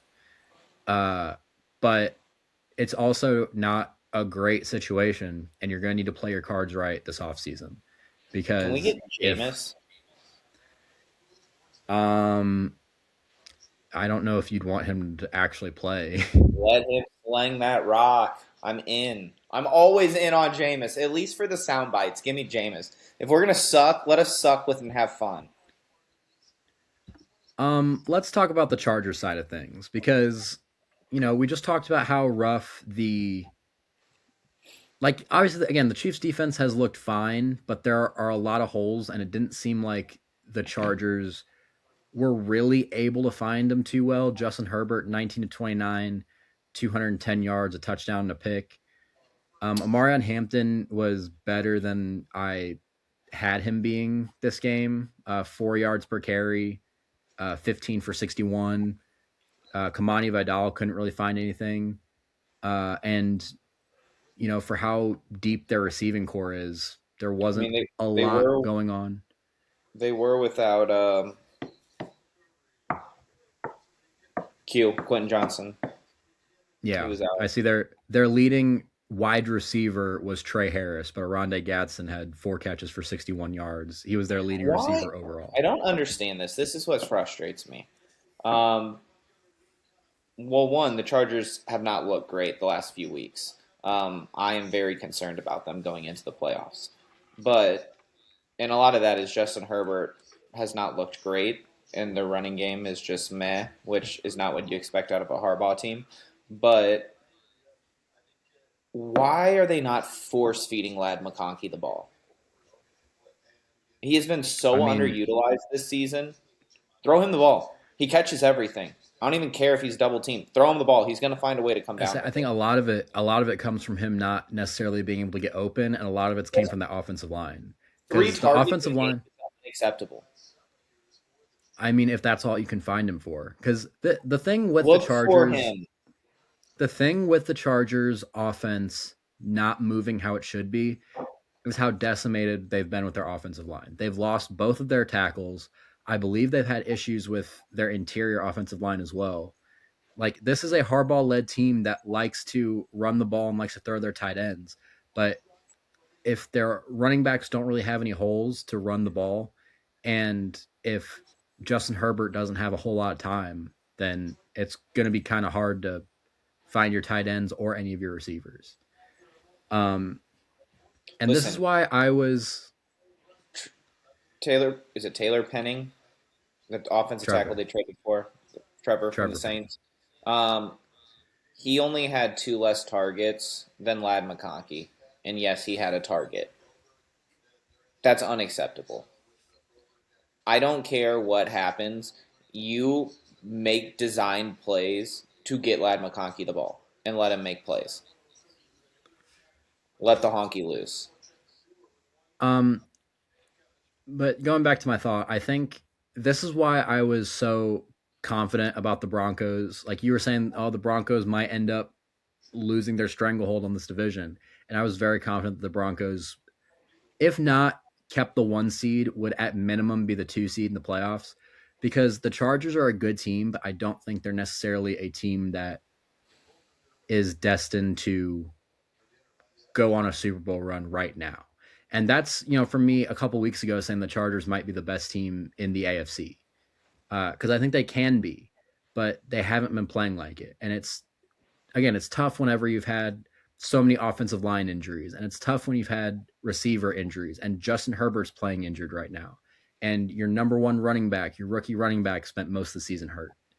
It's tough to be able to be the best team in the NFL when your best players aren't playing. So I do think this week really showed, like, yes, obviously the Chargers are going to be in the playoffs, and they have a chance to win a playoff game or two, but I mean, this is the Broncos' division to lose, and I think the AFC is the Broncos to lose right now, Yeah, which we'll get into the Broncos later. it's just another reason to show how weak the AFC is this year. And honestly, I'll wait. I'll wait until we talk about them to make this comment. So keep going. Okay. Let's move on to the Bills and the Patriots. So at one point in this game, this is the game you wanted to talk about. At some point in this game, the Patriots were up 21-0, and then the Bills ended up coming back. Josh Allen threw for 3 touchdowns. James Cook was James Cook, averaged 5 yards a carry, ran for 2 touchdowns. And the Bills ended up winning this game 35-31, which it gives even more of a reason why you would think the Broncos are going to end up winning the AFC, or being the 1 seed in the AFC, because the only team that was really on track to catch them needs to win 2 more games than the Broncos do going forward, with 3 left to play. Yeah, and one is the Chiefs without Patrick Mahomes, so not great. No, this was a fun game. I'm sure Patriots fans are not happy because they blew a 21-point lead. But it was a fun game to watch because it was so back and forth. It just seemed like once the second half hit, it was just touchdown after touchdown and them going back and forth. It really was a good game. But this was the statement that I was going to make. I still think, with how the AFC has played out and how weak it looks, I'm putting money, if I had to put money on a team to come out of the AFC, and I know this sounds crazy because their defense is terrible, I'm not picking against the Bills right now. And the reason is because they finally have given the ball to James Cook and let him just run, because he's a stud. He is probably a top 5 running back in this league, and they finally handed the ball over. And Josh Allen has taken it a little less out of his hands. Still runs the ball well. But this is a team that doesn't have a number 1 wide receiver. Like, they don't. Like, is it Khalil Shakir? Is it Dalton Kincaid? Is it Dawson Knox? Yeah, Is it? say their two best receiving threats right now are Khalil Shakir and Dalton Kincaid, but then Dawson Knox had 2 touchdowns this game. Yeah. So, I mean, if I'm them, I'm running a lot of 11-man sets and just running with, or 13-man, is it 13 with the 2 tight ends? Whatever the 2 tight end set is, I'm running that constantly, and we're either going to be a threat with Knox and Kincaid causing mayhem, or they're blocking and letting James Cook get the ball and running it down your throats, because at any point he could break off a 60-yard touchdown run. Because he's fast, he's elusive, he runs hard with the ball. His only downfall is he needs to hang on to the ball better. He does have fumble problems. But this is a team that has been in the playoffs, and if not for Mahomes in 13 seconds and that terrible defense, they would have been in a Super Bowl and probably won one. But when it comes down to it in the playoffs and you have to have someone make a difference for you, I'm taking Josh Allen over these other quarterbacks because he's done it. He went toe-to-toe with Mahomes and should have beaten him. I really like Drake May and what he's done. I don't like Bo Nix still. I don't trust him He does find ways in the fourth quarter, but he gets reckless at the same time. So, game on the line, and I have these options in the AFC. I'm not going to bet against Josh Allen yet. So, I think it runs through Denver, and it has to at this point because New England lost this game. Um, but I think New England and Buffalo both have just as good of a chance to come out of this AFC as the Broncos do. Yeah, if I had to say what teams I actually think have a chance of making it to the Super Bowl from the AFC, really my only two options I have that I actually believe in are the Broncos and the Bills. Because I think overall, the Broncos are a better team than the Bills are. But I've said this so many times on this podcast that I do think playoff experience matters. And again, Josh Allen has just as much playoff experience as anyone in the NFL right now. Um, and the only person that's been able to stop him basically throughout his entire career isn't going to be in the playoffs this year. So, I do think Josh Allen is one of those top two quarterbacks in the NFL, probably. And, he has shown that he's capable of making a not great team look great at a lot of different times throughout his career. Yeah, So, this is a team that if you're not drafting a top end wide receiver or going out and signing one, I don't know what you're doing. Like you should get a wide receiver and you should fix your defense and your team is ready to roll. yeah, so just based off matchups, I don't necessarily know if this is going to end up being the AFC Championship game Could because be. the Bills will have to end up passing the Patriots to do that. Because right now, I believe they're the sixth seed. Uh, Well, they might have to but go through Denver. they're the five or the six. But this might be the AFC divisional round. That is what my point being. But this game that is going to end up happening most likely between the Broncos and the Bills needs to be looked at as the AFC Championship game, in my opinion. I think what the Patriots have done this year is remarkable. They took a great step forward. I don't think they necessarily have. And by the way, their entire running game was awesome. Like, I have to point that out because Travion Henderson had 10 yards per carry.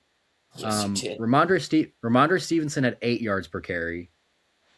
Drake May, I think, had Almost 50 11. rushing yards or something like that. 4 for 43. 4 for 43.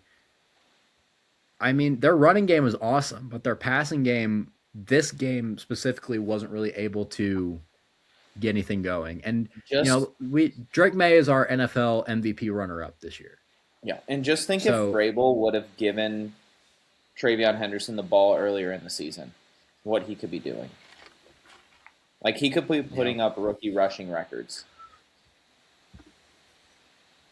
Yeah, but obviously we're acting like the Patriots season's over. They still have a playoffs to. Yeah, they're going to be the 2 seed, or at the very least, can be a wild card team. If the Bills can end up passing them, and anything can happen any given playoff game, especially again with the strength of the AFC right now not being great. I wouldn't necessarily put it past the Patriots to make it to the Super Bowl, but I don't think it's likely. No, I mean, out of the AFC, I think it's a toss-up between Denver, Buffalo, and New England for me.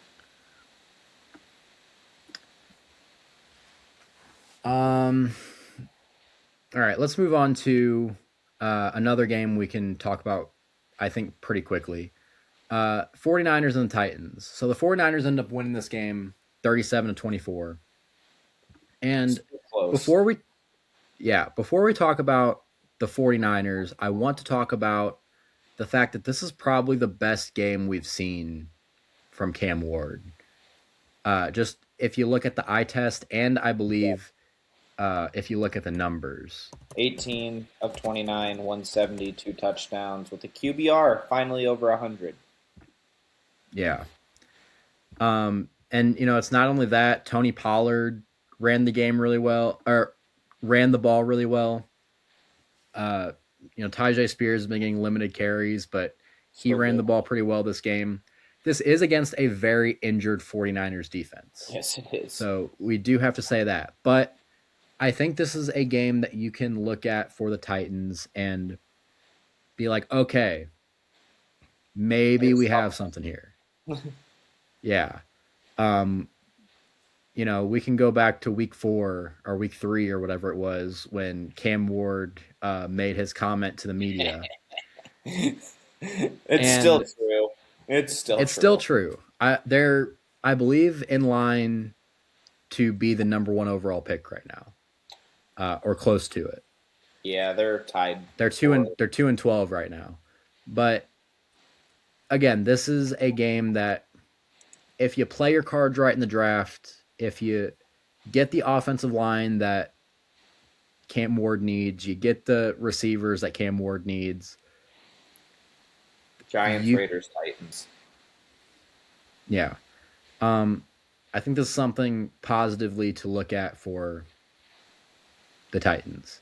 It's positive, Um but I'm positive they have like 8 trillion holes they need to fill.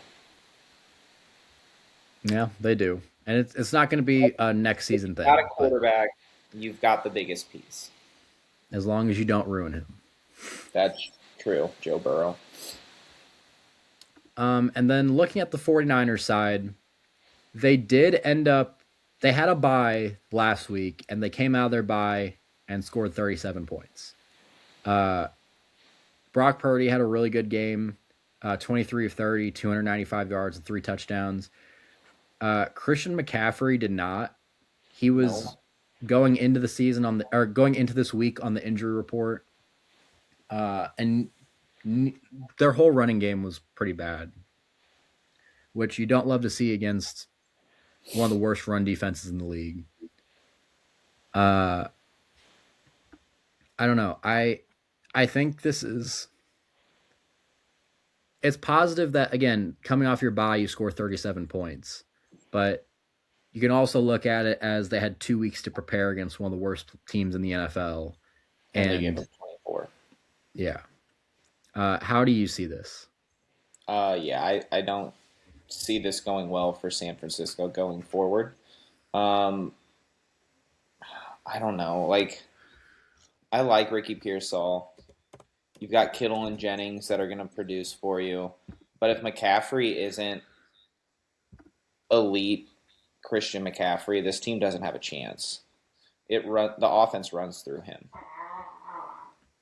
and their defense is just an injury ward at this point. Like it's not good.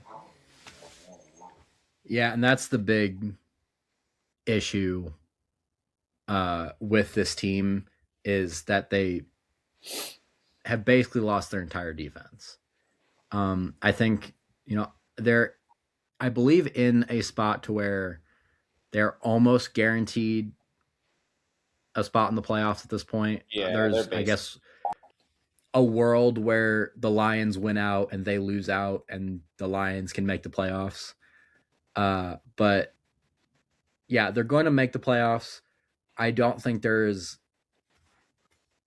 outside of probably the Bucks. I don't think there's a team that they can beat with the state of their defense. No, it's not good. All right, Cody, let's talk about Old Man Rivers. Oh, Grandpa, here we go. The Colts obviously brought back Philip Rivers this week. He started, mind It's you, insane. hasn't Insane. played in the NFL in 5 years, is Like 44 years 1,800 old. days. Yeah, 44 years old. He is a grandfather. Uh, came off the couch and less than a week after being signed, started an NFL game. Didn't necessarily play well. Threw a touchdown. He did. He ended up with this game 18 of 27 for 120 yards, a touchdown to pick. So like he was being very conservative with the ball and he still ended up throwing a pick. Not great, but he played against probably the best team in the NFL. might and be they good. only lost by 2. Yeah, and it's one of, if not the best defense in football. Like everything was going against him. Father time. He must have got sick of his 10 kids and his grandchild at home. Like, what are we doing? I love every second of it. You better believe the second that game turned on, I was watching it because it just made me happy. Uh, maybe it was just nostalgia, like I was reliving childhood days, which is saying a lot for me. But yeah, it wasn't impressive by any means, and I don't think anyone thought it was going to be. Like he at one point tried to escape a sack and fell over. Um, but again, this is a 44-year-old grandpa, so I don't know what you want out of him. And the fact that at halftime they were up and they were up with what, like a minute left, and Seattle had to go down and kick a field goal to win the game at the end is Yeah, they crazy. were up with seconds left. Yeah, In the it last was. play of the game, they were up. Yeah, and then uh, who's Seattle's kicker? Oh, Jason Myers. Myers. Yeah, Myers kicked a field goal to win it. And I mean, you got to give shout out to Indy's D because they gave up 6 field goals and that was it. So maybe Indy's still alive? Question mark. Probably not. I don't think so either. Yeah, But there's a the lot fact of that you conversation. had to go sign a 44-year-old grandpa off the couch as your last hope to try and keep your playoff hopes alive is just insane. Because what happens if you make it to the playoffs? Are you really letting Philip So Rivers start for you? right now the Texans are 9-5 and the Colts are 8-6. The I believe the Texans have the tiebreaker in that situation, but uh, they're they're close. Theoretically, it could happen. There was a lot of talk about Philip Rivers coming back. Obviously, a lot of former NFL players weren't happy about it. Cam Newton went on his spiel about Who cares? Cam Newton's how stupid. he hasn't retired solely for this Boo, reason. boo, no one wants you, Cam Newton. Stop dressing like a moron. And there were other NFL players too. And I believe going off of that conversation and going off of his performance last week, I believe Anthony Richardson is healthy again and he's being activated. Is he? He can Um, see. Speaking of I saw something about him being healthy again. I don't know if he's officially been medically cleared. Uh, so I don't know if he's getting activated this week, but he has been medically cleared. Do you rush Anthony Richardson back and see no, if he can provide some sort of spark to this team? no, but I say no, but like you need to. I think out of necessity you kind of have to, but I don't think there's anyone in that building that believes in Anthony Richardson. So I don't know how you do that. Like if you were like, yeah, this is still our future, okay, but I don't think there's anyone in that building that believes he is their future. Do you think people believe in Philip Rivers? Like seriously? No, but at least it's a good story that people are gonna want to like. You're gonna It sell out. was Yeah, it was a great story that he played a game in the NFL like this. He again hasn't played in 5 years, 44 years old, got to restart his health insurance clock, got to In his Hall of Fame clock. got to reset his Hall of Fame candidacy. Uh but it's time to throw a Hail Mary at making the playoffs. And Anthony Richardson, as much as people don't like him and has as bad as he's played throughout his NFL career so far, he gives you a better shot to win than Philip Rivers does. He is capable of throwing the ball more than 10 yards down the field. He's capable of making plays with his legs. He will open up the run game for Jonathan Taylor a lot more than Philip Rivers for being a stationary target. Uh, I think if Philip Rivers starts this next game, their season is over. Uh, And they're playing the 49ers. So Listen, I they're think playing a it good team. with a terrible defense at this point. Um, I and clearly they can hold running backs. Like that's what their game plan has to be.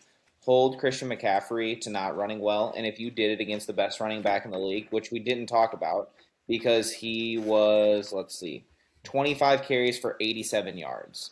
And that's out of Jonathan Taylor. So if you can do that to CMC and you put AR-15 in and you run like it's pathetic that it has to come to this, but you almost have to run an option offense for him. Like that's what it's going to have to be. You're running RPOs, you're running the option, you're letting him use his legs because I don't think he's a good enough decision maker to let him just openly throw the ball. I think at this point, again, for your playoff chances and for potentially getting something in return for him in a potential trade, I think you have to You let him need play. that. You have to let him play the last 3 games. You have to give him basically a tryout for every other NFL team. Yeah, And but even then, like, what are you getting for him? A fifth round pick, maybe. I mean, it's better than cutting him. If he plays well in the last 3 games, there is a team that will give something A up for third at a most. 23 turning 24-year-old quarterback who, again, coming out of the draft looked like he could have been Josh Allen. I just need to see this real quick. Trey Lance got a fourth round pick. Anthony Does Richardson could easily get a third. I don't know that he can. Constantly hurt, dumb decisions, has no faith in his teammates, pulled himself Is from a game. Like all of those things add up in owners and GM mind that they're going to come to the table and be like, "Oh, he's got this issue, this issue, this issue, this issue." Like we're not giving up more than this for that. And I don't think like a fourth for Trey Lance was kind of where I was like, does he get that value even? I don't know. he is also younger than Trey Lance was.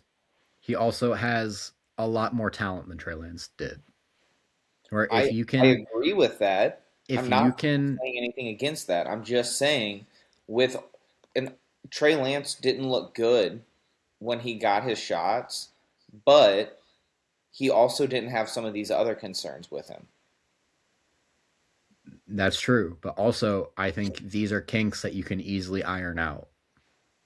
You can iron out I'm pulling myself from a game and I lost the locker room. Yeah, it's called maturity. Which Okay. at 22 years old getting millions of dollars, you I make mean, a lot I of bad agree. decisions. I'm just Be grateful that that is the poor decision that he made. I agree. I agree. My problem is I think that it's hard. I know it's hard that once you have a label of something like this, it takes years and years to get rid of it. And you have to be the leader of that team as a 23-year-old kid because you are the quarterback. Fair or not, that is what you have to be. And when you have that label, it doesn't go away. Like it will be there. And if anything else happens, it's basically it for him. Even though he did nothing wrong, he just has some things that people will look at as giant red flags that they can't trust, and it'll lose him. Which You're is right. If it's he not fair. It's not fair because he's done nothing wrong. He's not a bad guy. He's done nothing illegal. Like there's nothing that should put this on him. But because he is a quarterback and he's done certain things, pulling himself out of the game, being a big one, like you those are things that people will not get out of the back of their mind. yeah, and I'm with you on the fact that if one more thing happens, he's done. But at this point right now, he's already done. And so if he gets Which one is why more I don't think he's chance, going to get as much as you think he is. I That's don't my argument here. You I think don't he's even getting at least know you can get a third round? I don't think he can. if he plays a really good last 3 games this He's got season to and he ball out. shows And I I don't think he think he's has. capable of that. Oh, he definitely is. He hasn't showed any decision making skills whatsoever. He doesn't know how to give himself up. He doesn't know how to not fumble. He slings things to nowhere. Like, he's got all the skill in the world. Like, I say this all the time, and I do it with hockey and baseball. He's got all the tools, no toolbox. And that's my concern. He's got everything there, but he can't put it together.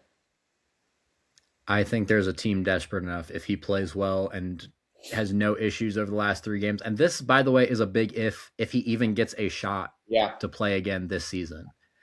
But this is your opportunity to give him that shot.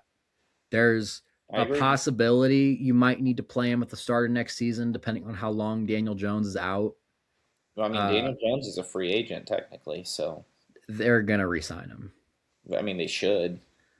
They've already expressed interest in him returning, and I think when it comes to a guy like Daniel Jones, Here's the problem though. He just tore his Achilles. Like, yeah, that's the thing. I think he'll probably miss a portion of next season, and I do think if he does that, it will be Anthony Richardson's opportunity first. Now he will have to earn it over the offseason and during training camp and the preseason, because I don't think they're going to necessarily give him that spot over Riley Leonard or whoever else they might bring in. But I think even if it's next trade deadline, he could get a bigger return than you think. I'm not Let's gonna talk look. about the Seahawks from this because they're the actual playoff team here. It Um, was I've rough. Yeah, it was rough, and I said I think the Seahawks are the best team in the NFL, but I also said I have more faith in the Rams making a deep playoff run. And this is exactly why. There was someone who was in our comment section who was a Seahawks fan who said, "Oh yeah, the this team gives me 2013 vibes and look what they did in 2013 with a young team. They won the Super Bowl." And His blah team's blah not blah. Super Bowl. And Sorry. I said their defense is probably on the same level, I think, as what that defense was in 2013. I think they have different skills, but I think they're on the same level. The issue is Russell Wilson is better than Sam Darnold, especially 2013 Russell Wilson. Yes. And Marshawn Lynch is better than whatever is happening in this Your Seahawks backfield backfield right now. blows. Yeah, and it's not even an offensive line issue. Like the No. offensive line has played pretty well. And this game, Sam Darnold went 22 of 36 for 271 yards, no touchdowns, no picks, and he held on to a ball too long to where he got sacked. Zach Charbonnet and Kenneth Walker combined 17 carries for 48 yards. Trash. And this guy who we're not necessarily ragging on him. We appreciate everyone that comments. We appreciate everyone's support here, but I mean, he said, "Yo, yeah, it doesn't matter if they score by throwing the ball or running the ball, as long as they score." It's like, yeah, well, the playoffs are a different animal. You can't really score if you don't have any consistency.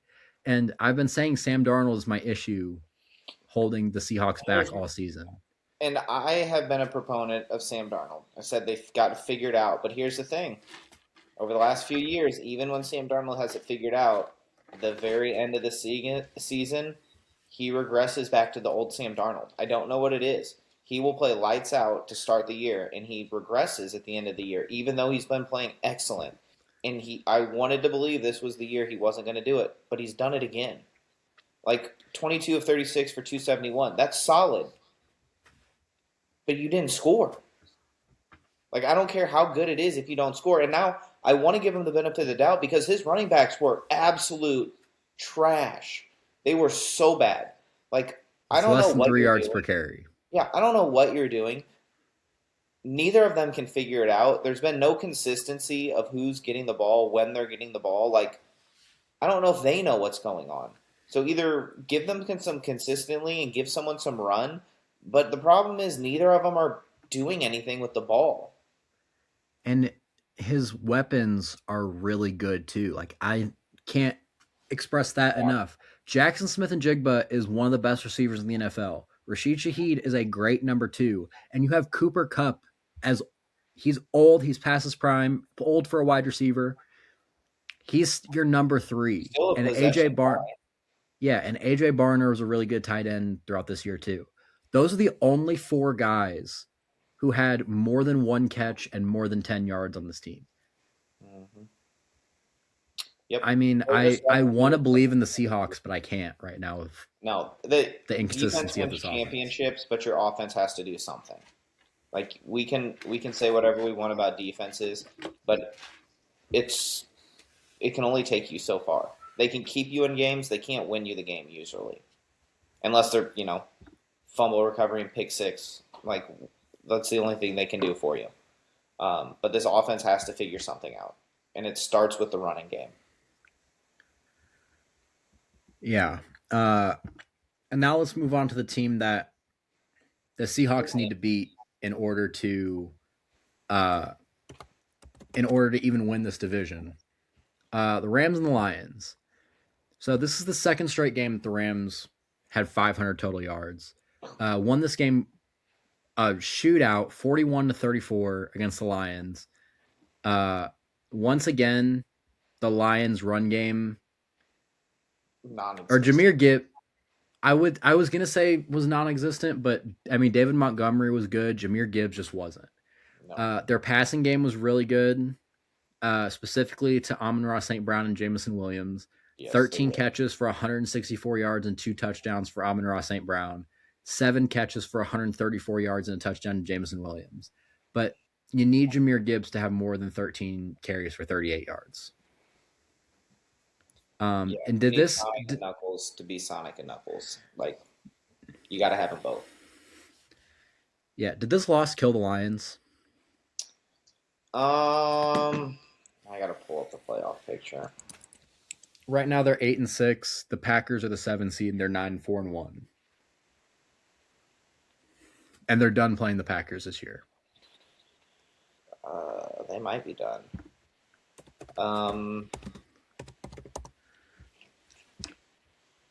Not 2023. The Lions have the Steelers, the Vikings, and the Bears left in this season. I think it depends on if the Bears are playing their starters in last week of the season. If the Bears are resting them because they can't move up or down in the seedings, and they can get that win, they have potential to win out. Like they could get to 11-6, but I think it's more likely that they're 10-7, and I think, I mean, that means every team has to win one game. So yeah, they're done. Yeah, I think so too. I think with the next game we're talking about, there's going to be a little bit of question that I have, but how I see it is they're going to beat the Vikings and they're going to lose to the Bears as long as the Bears are playing their starters. Now, again, that could change if the Bears beat the Packers next week and they are guaranteed the 2 seed. Yeah. But even then, I don't know. It's again. Even then, every team only has to win one game. Yeah, and I'm an NFC North guy. I normally love seeing teams that are this good in the NFC North flopping if they're not the Packers. And I do. But you don't like seeing teams that are like genuinely great teams flop like this. I mean, this is a team we both had going to the Super Bowl. Yeah.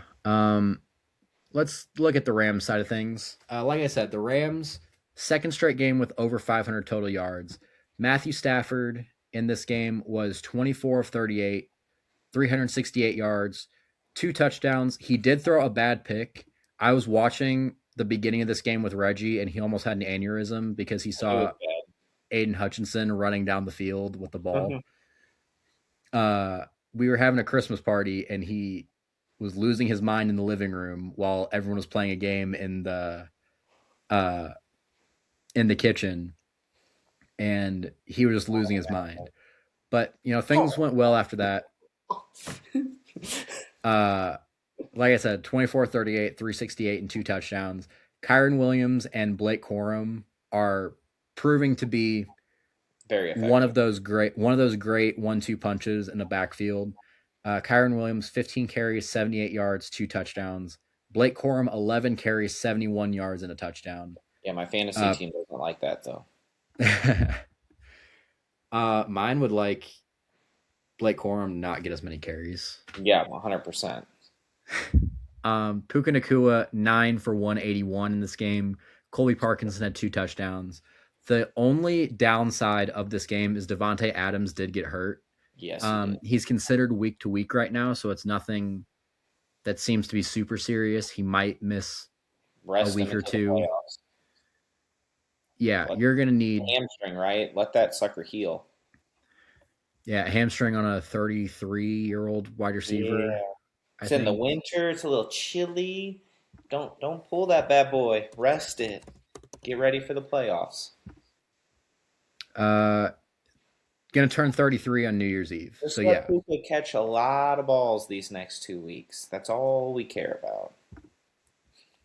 I do think you're going to need him for the Seahawks game, which is it next week? Yeah, it's next week.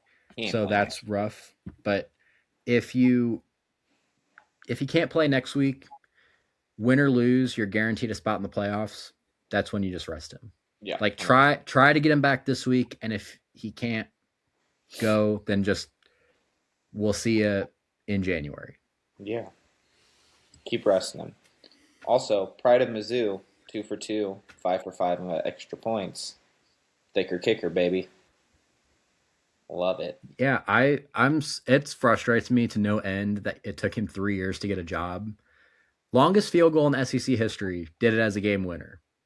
Also, can we talk about him standing next to who was it? Was it O tackle that he played with at Mizzou or D Oh, I tackle? don't know. I thought I saw a picture of him standing next to Puna Ford, who's No, Rams D lineman. it was um, it was the other Mizzou guy that got drafted. It was an offensive tackle. I can't think of his name, but they were standing next to each other, and this kicker Who next to was this. the other one that got drafted? I'm only thinking of Um, Membo right now. no, year before It's that. not. Oh, was it that? Uh, oh, that's too far back for me to. I have Um, brain damage. was it It's Javon Foster maybe? yeah, it probably Um, was. he was standing next to Javon Foster, like jersey swap, and again, offensive He was tackle and bigger kicker, than bigger and than they Javon looked Foster. almost the same size. Like Javon Foster's like 280, and Harrison Mevis is like 240. Yeah. Like he's Listed built at like a 5'11", listed at 200. 5'11", 240. I Yeah, think so he that might looks be a lie. thick, thick as a mug. I'm like, that dude could play D end or at least linebacker. Is insane. Just had to throw that out there. All right, let's get to your hopes and dreams being crushed. Yeah, so this was a good game for the first 3 quarters. Um, it was a good game throughout. It took till the last drive for the Packers to lose this game, but they lost 34-26 to the Broncos. Um, and this is something that I expected going into the game. I I'm didn't. not shocked they lost.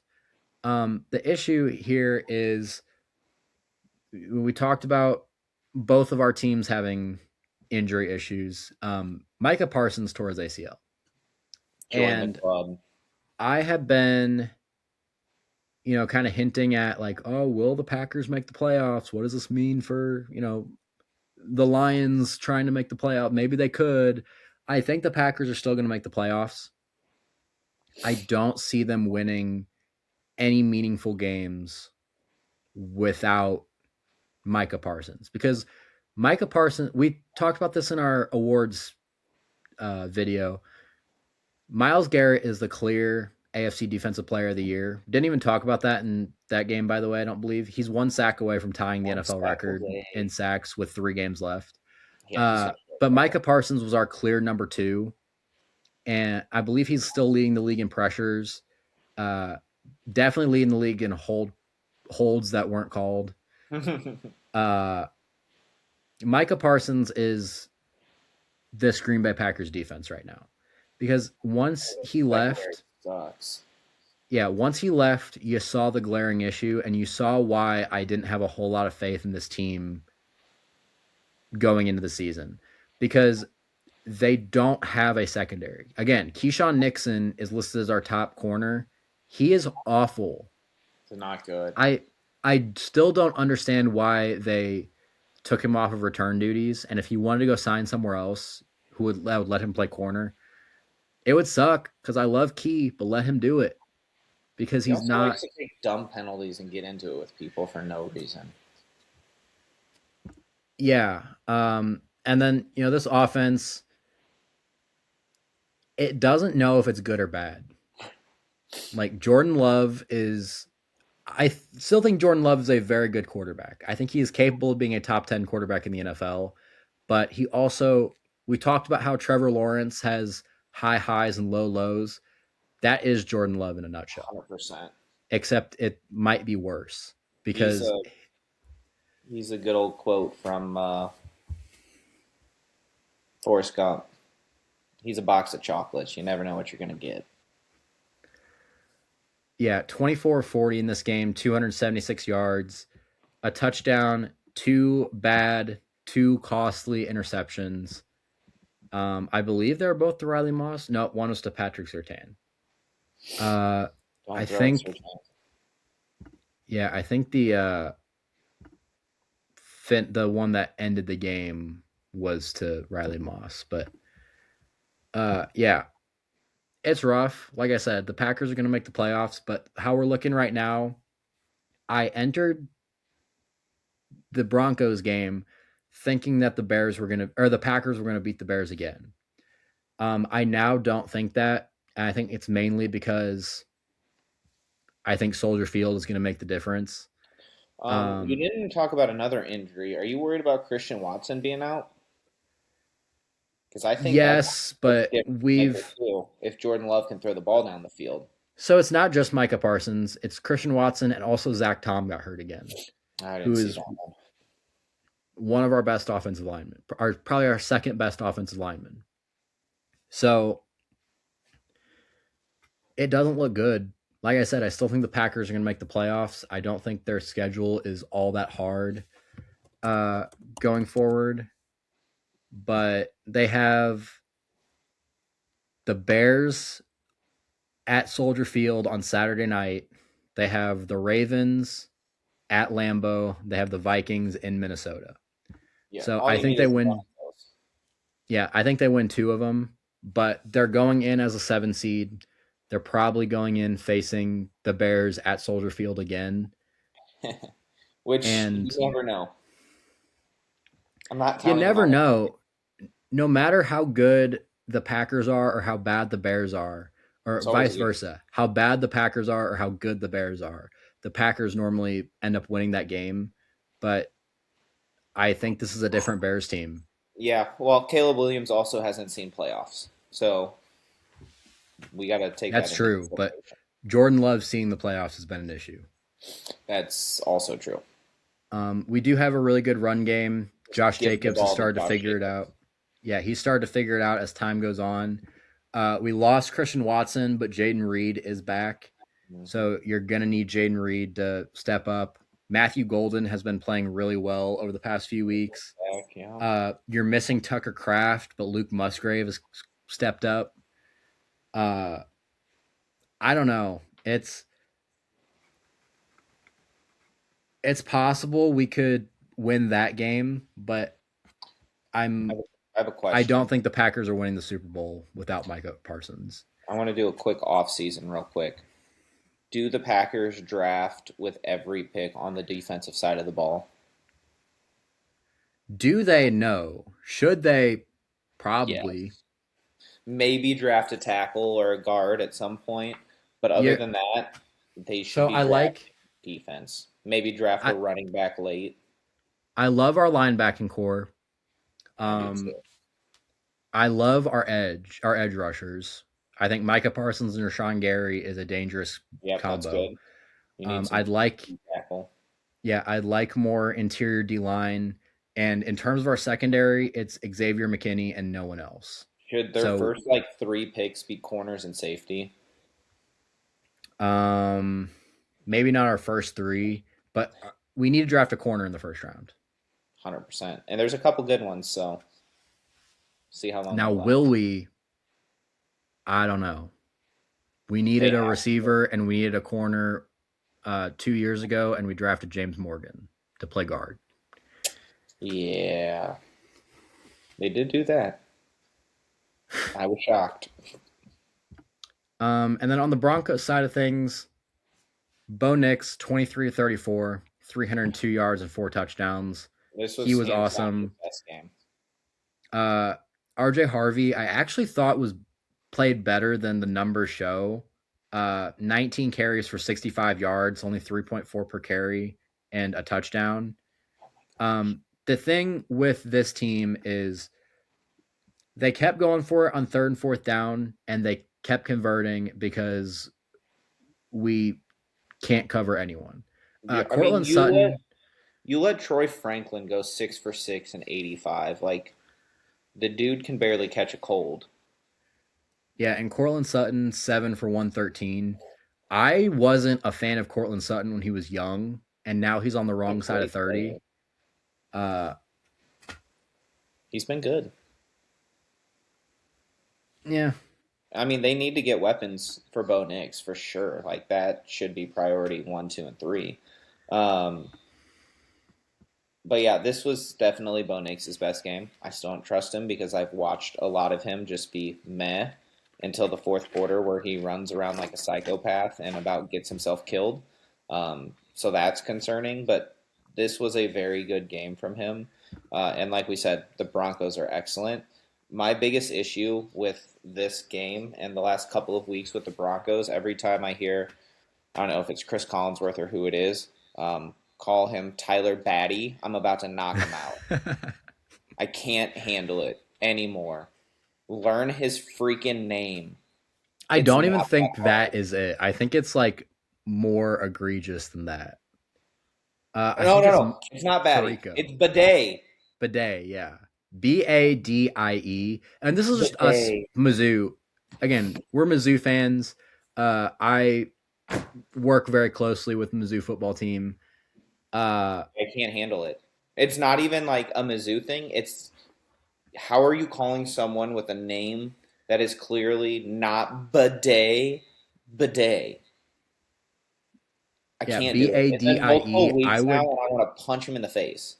I would let it happen if he was calling him Tyler Batty Yeah, because no, okay, yeah. First that's of all, not it's how Tyler English Beatty. works. Everybody, his name is Beatty. If they called him Batty, fine. Yeah, you're right. It's Bidet, and I can't handle it.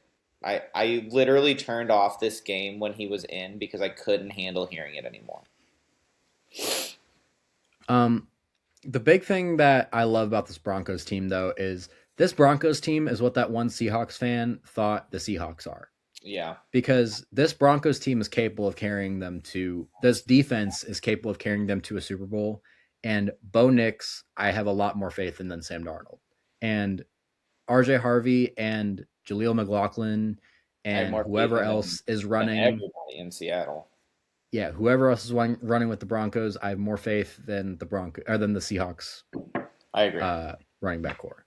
So I think again, good for the Packers for making the playoffs, but the guy you just traded for, which I think is a great trade and a Sign great long term. signing, out for the season. And because you didn't listen to, I think every Packers fan with two brain cells to rub together, uh, and go improve your corners and your safeties, your other safety, uh, you're not doing anything in the playoffs, which is No. unfortunate.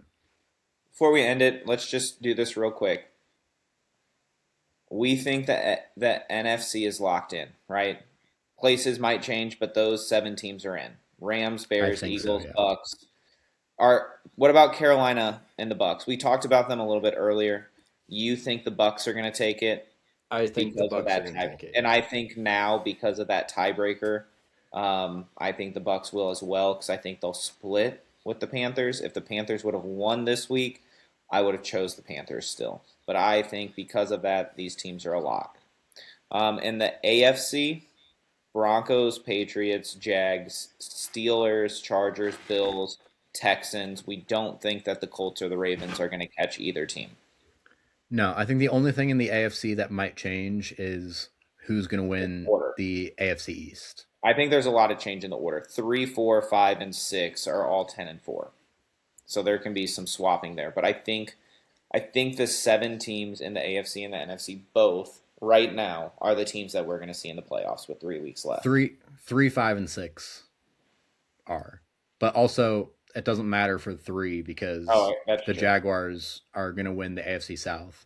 That's So true. it's really just going to be 5, 6, who's 7. the 5-6 between the Chargers and the Bills, and do the Bills pass the Patriots? There is one more game to talk about. I don't know how long we're into this because we've had to start and stop about 6 different times. Steelers Dolphins. Tua is horrible. Trash.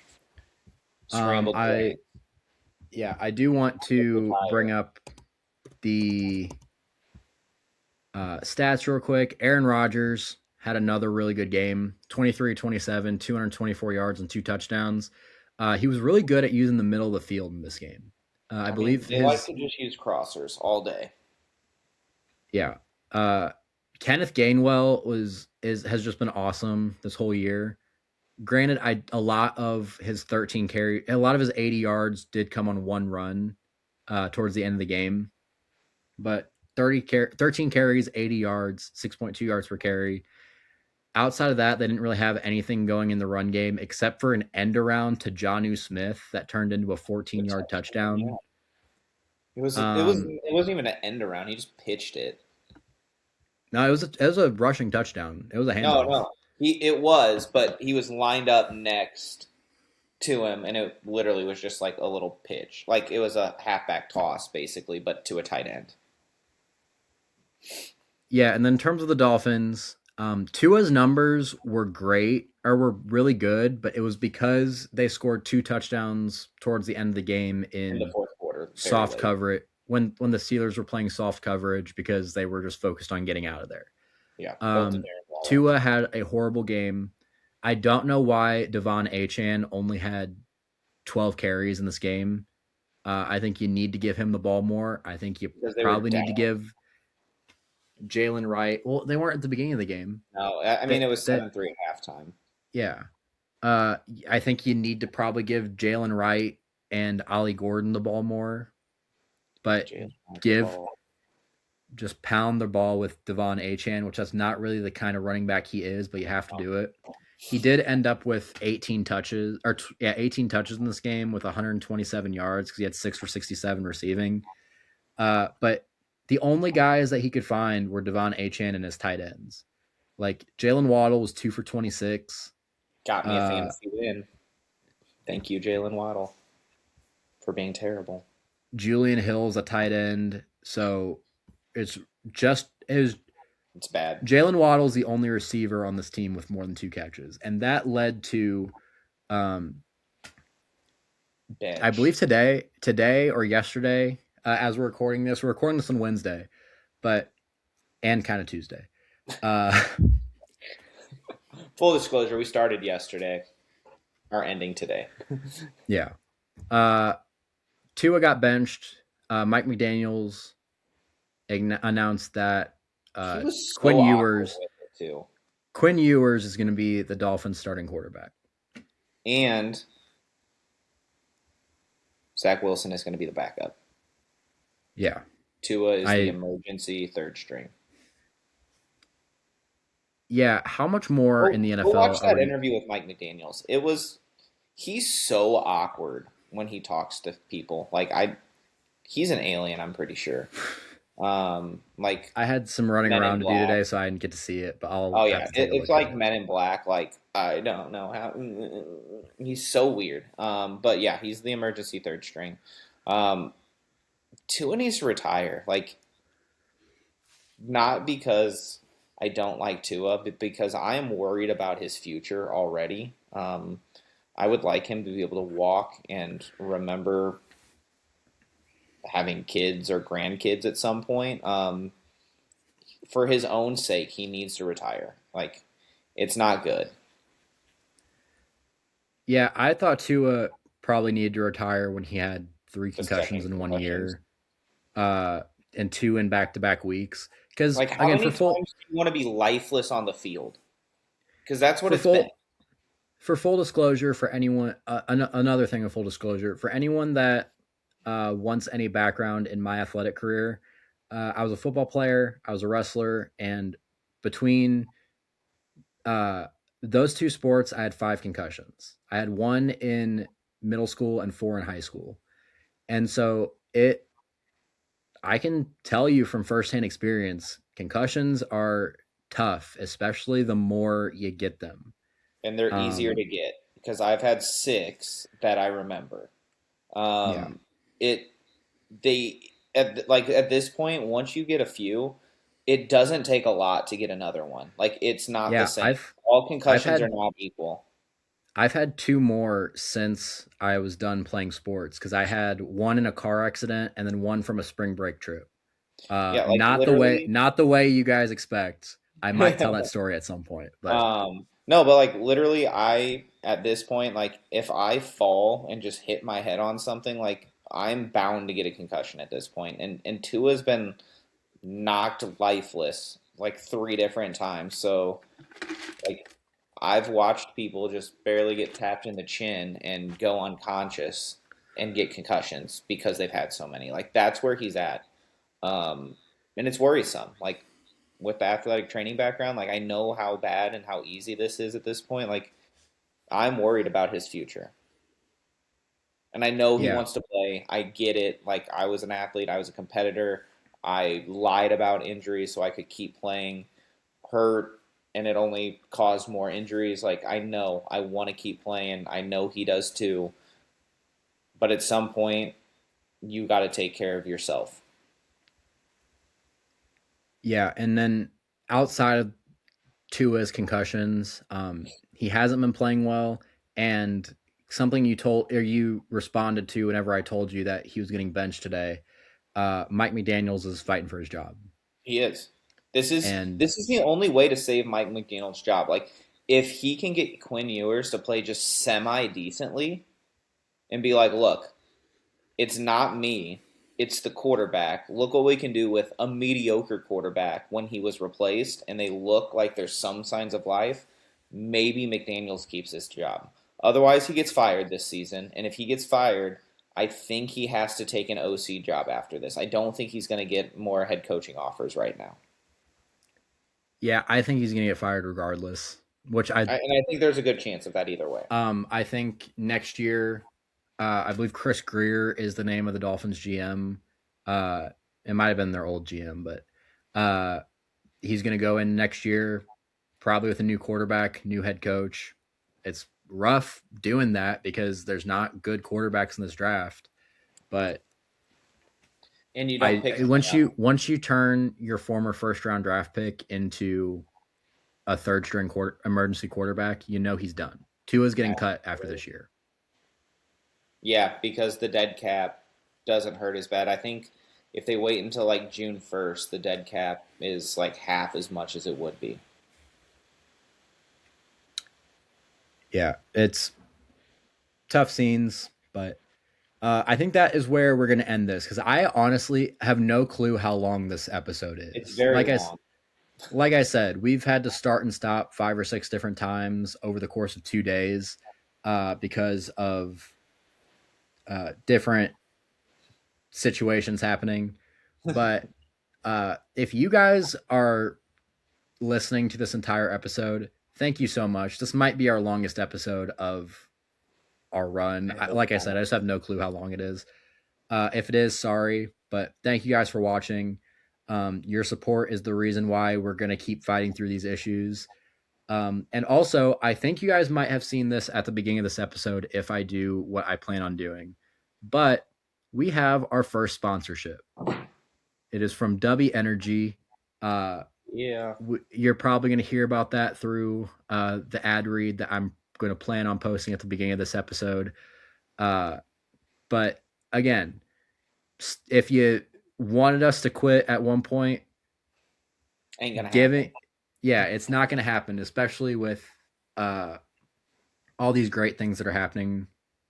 And And if you would like to get a discount of W Energy, use our code athletes at checkout to get 10% off. yeah, uh, we're just having We're a having ton of fun. fun with this. We're seeing improvement. We're going to continue to, uh, again, at some point in the New next few stuff is weeks. coming in the next couple of weeks at the new year. You already saw a little bit of it. Our last episode we did together with Cody's new little setup that we couldn't get going this week. Uh, I fixed it. did you? Okay. But yeah, fun things coming, and we hope you guys will stick around with us as those things happen. So we will see you guys next time. See ya.